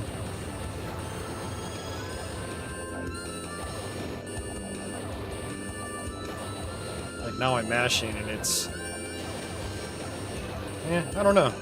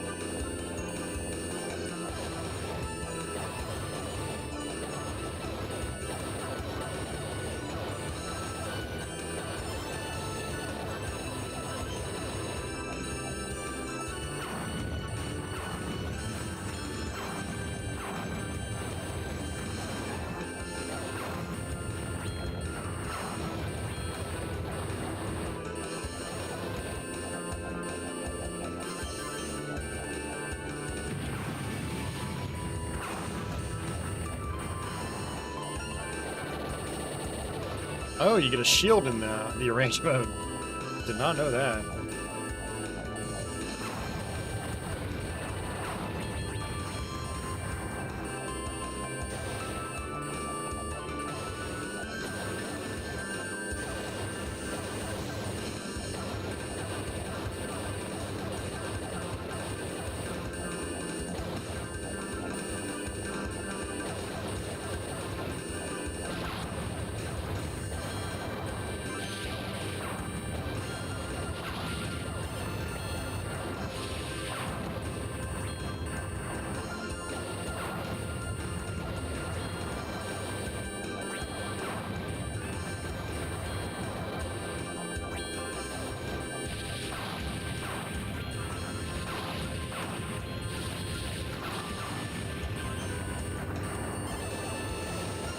Oh, it's another hit.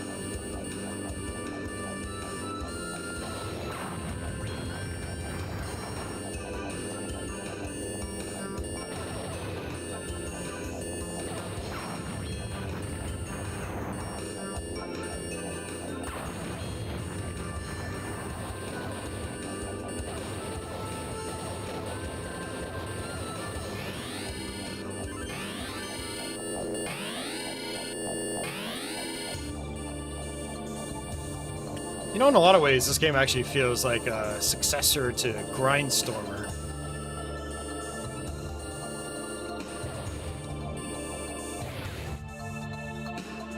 I just wasted a lot of bombs.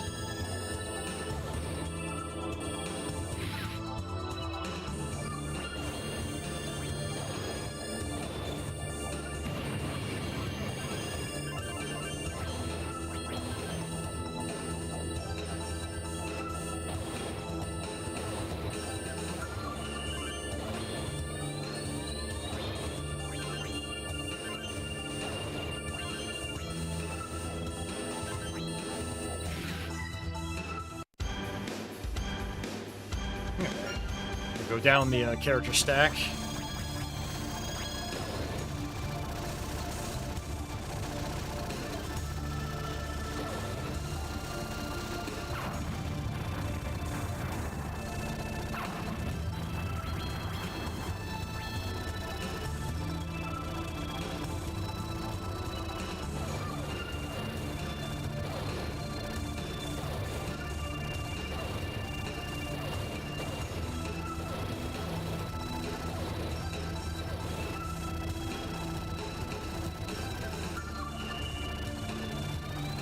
Alright, right on, Dasan.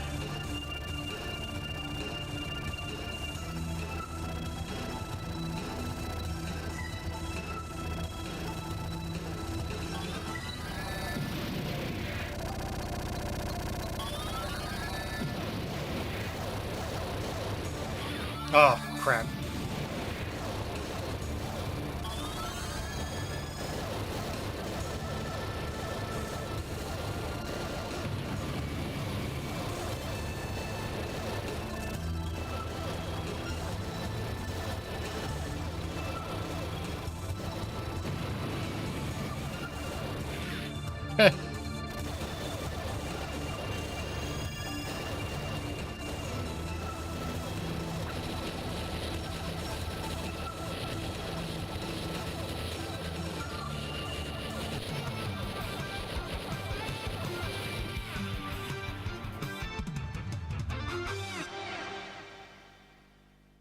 What is Project Lunar for the Mega Drive Mini, Barone?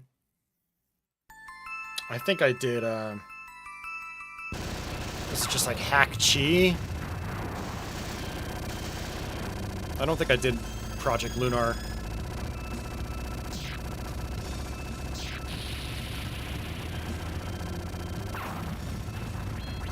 Of course, I don't have that Mega Drive Mini anymore, but because I don't need it. But I thought it was something like I thought it was just like the Super Nintendo mod, Super Nintendo MIDI mod, SNES Classic, I should say.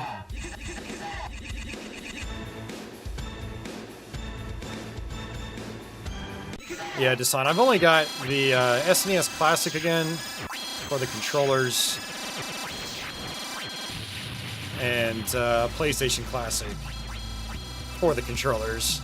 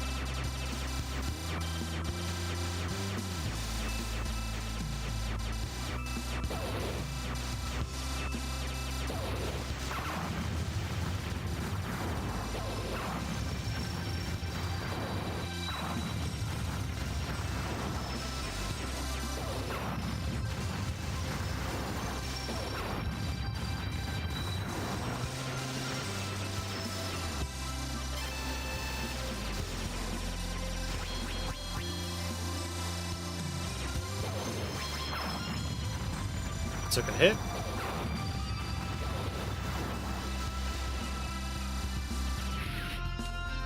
Man.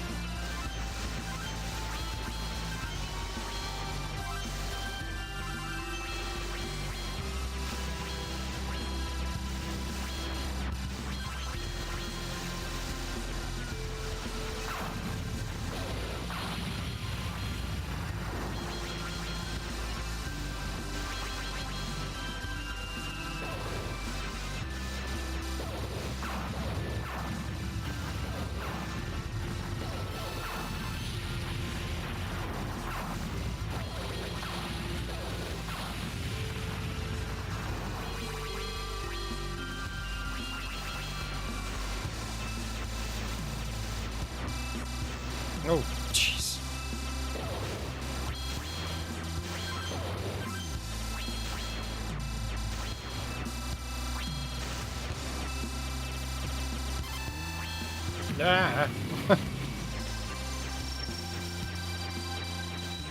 It's funny, when your character bombs, like, this gigantic hand comes out of the ship. It gives you a thumbs up.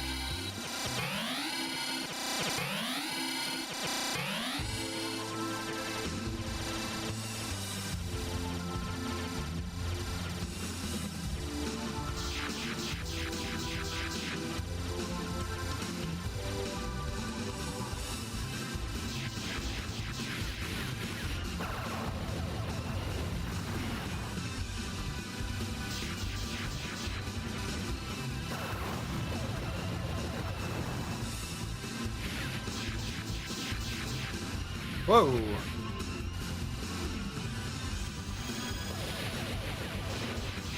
Those are the sorts of attacks you're not going to survive on your first time. They catch you off guard.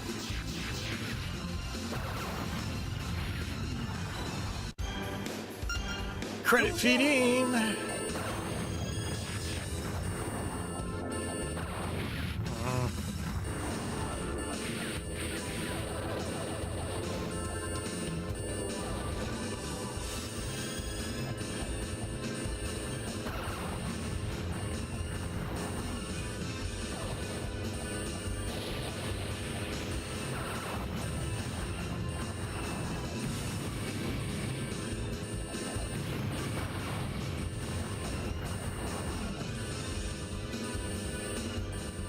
Oh, that's what happens. Okay.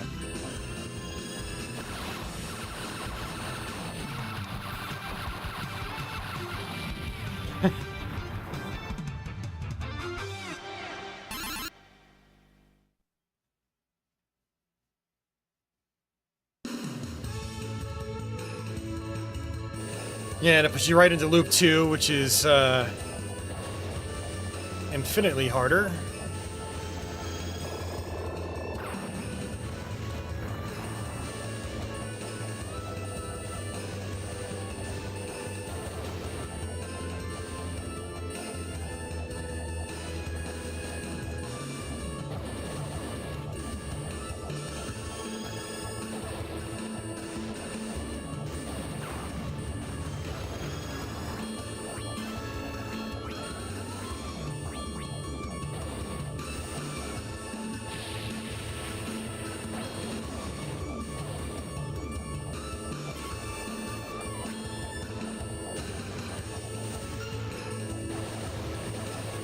I wonder if someone would buy an SNES Classic, like, without the controllers.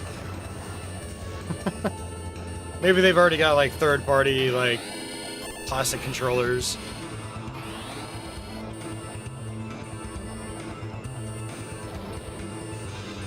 Because I don't really need the SNES Classic at all.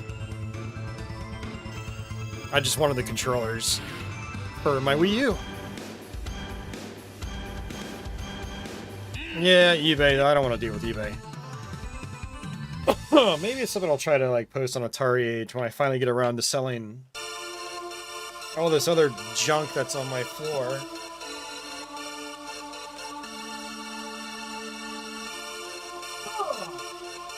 I like my XRGB3. Anyone want an XRGB3? And a 2 Plus? And maybe a Frame MiSTer?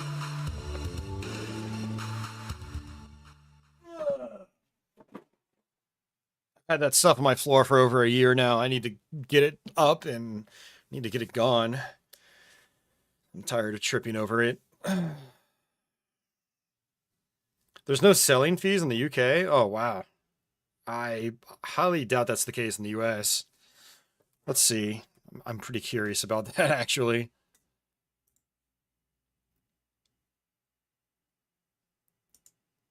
Let's see.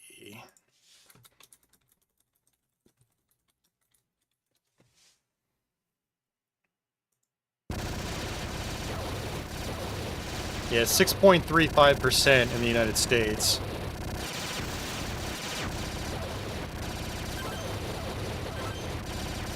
Up to 7,500, 2.5% after that.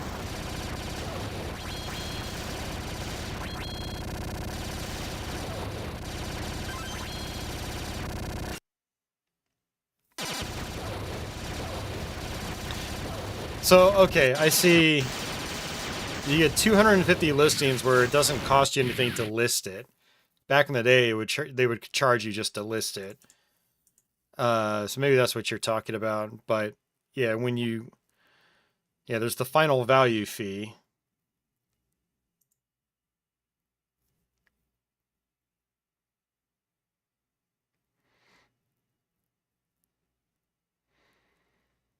$250 listings, which are free, and then 35 cents per listing after that. And I think you're discounted a little bit if you have an eBay store.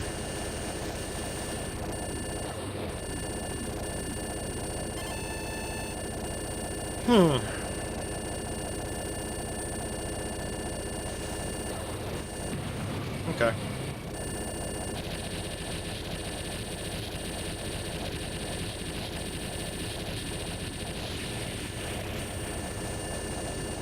The final value is totally free over in the UK. Huh. But then you still get dinged for like PayPal, right? Because PayPal will still take a cut. All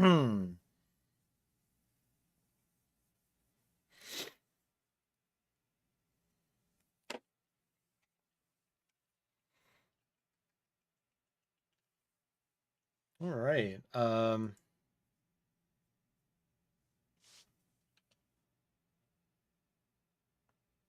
forgot if there's a way to like eject back to the main CD drive. I don't remember if that's a thing.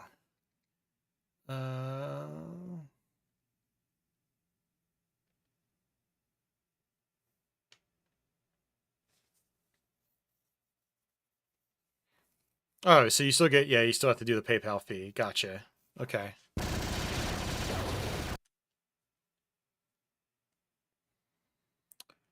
So, what I'm going to do, guys, I'm going to actually get out of here. We've been streaming for about 4 hours now. It's getting pretty late. But yeah, as you can see, you can go back to the CD screen, which is pretty cool. But yeah, I would like to play more, but it's 11:30 my time. I'm gonna be up for work in the morning, so just as you were going on break, yeah, sorry, man. It was a fun stream though. We beat Clockwork Knight 2 for the first time, and got to see how gorgeous Alpha 2 looks on Saturn, which is pretty cool. Got to see some Milo. And then got to play some Batsugun. So, but yeah, thanks for hanging out, guys. I do appreciate it. Man, I am just out of it right now. I had to work all day, so I am a little on the tired side of things. But yeah, like I said, guys, I appreciate you hanging out. Sorry it's been so long since I've done a backer-only stream. But I'm going to try to do more of them. I mean, I say that about everything, and I don't ever follow through, but I'm going to try to follow through on this. I think I'm going to try to do more backer-only streams. They'll probably be impromptu like this. And, well, yeah, that was cool. So that was the Saturn core and the MiSTer. It works pretty well, like you saw. The 3 games we played didn't really glitch out much, which is pretty cool. So I'm sure we'll get some more updates to it in the future. But yeah, that's the Saturn core. Hey, Society, sorry about that, man. I just, yeah, I looked at the clock. I was like, it's 11:40. I should probably try to get out of here, start to wind down. Or take care of a couple of other things before I go to bed. We'll see.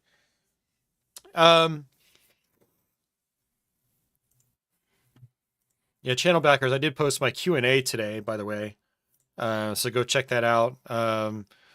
Either look for it on Discord, if you've got the backer only section there, or go to Patreon, or check your channel membership tab for that. I posted that this morning. So that is there for you guys. That'll be there for at least a few days. And then I'll make that public for everybody else. So, but yeah, you guys have yourselves a great night or day, wherever you are out there. I guess it's middle of the night for Dasan. And I guess until the next one, take it easy, guys. I'll see you around.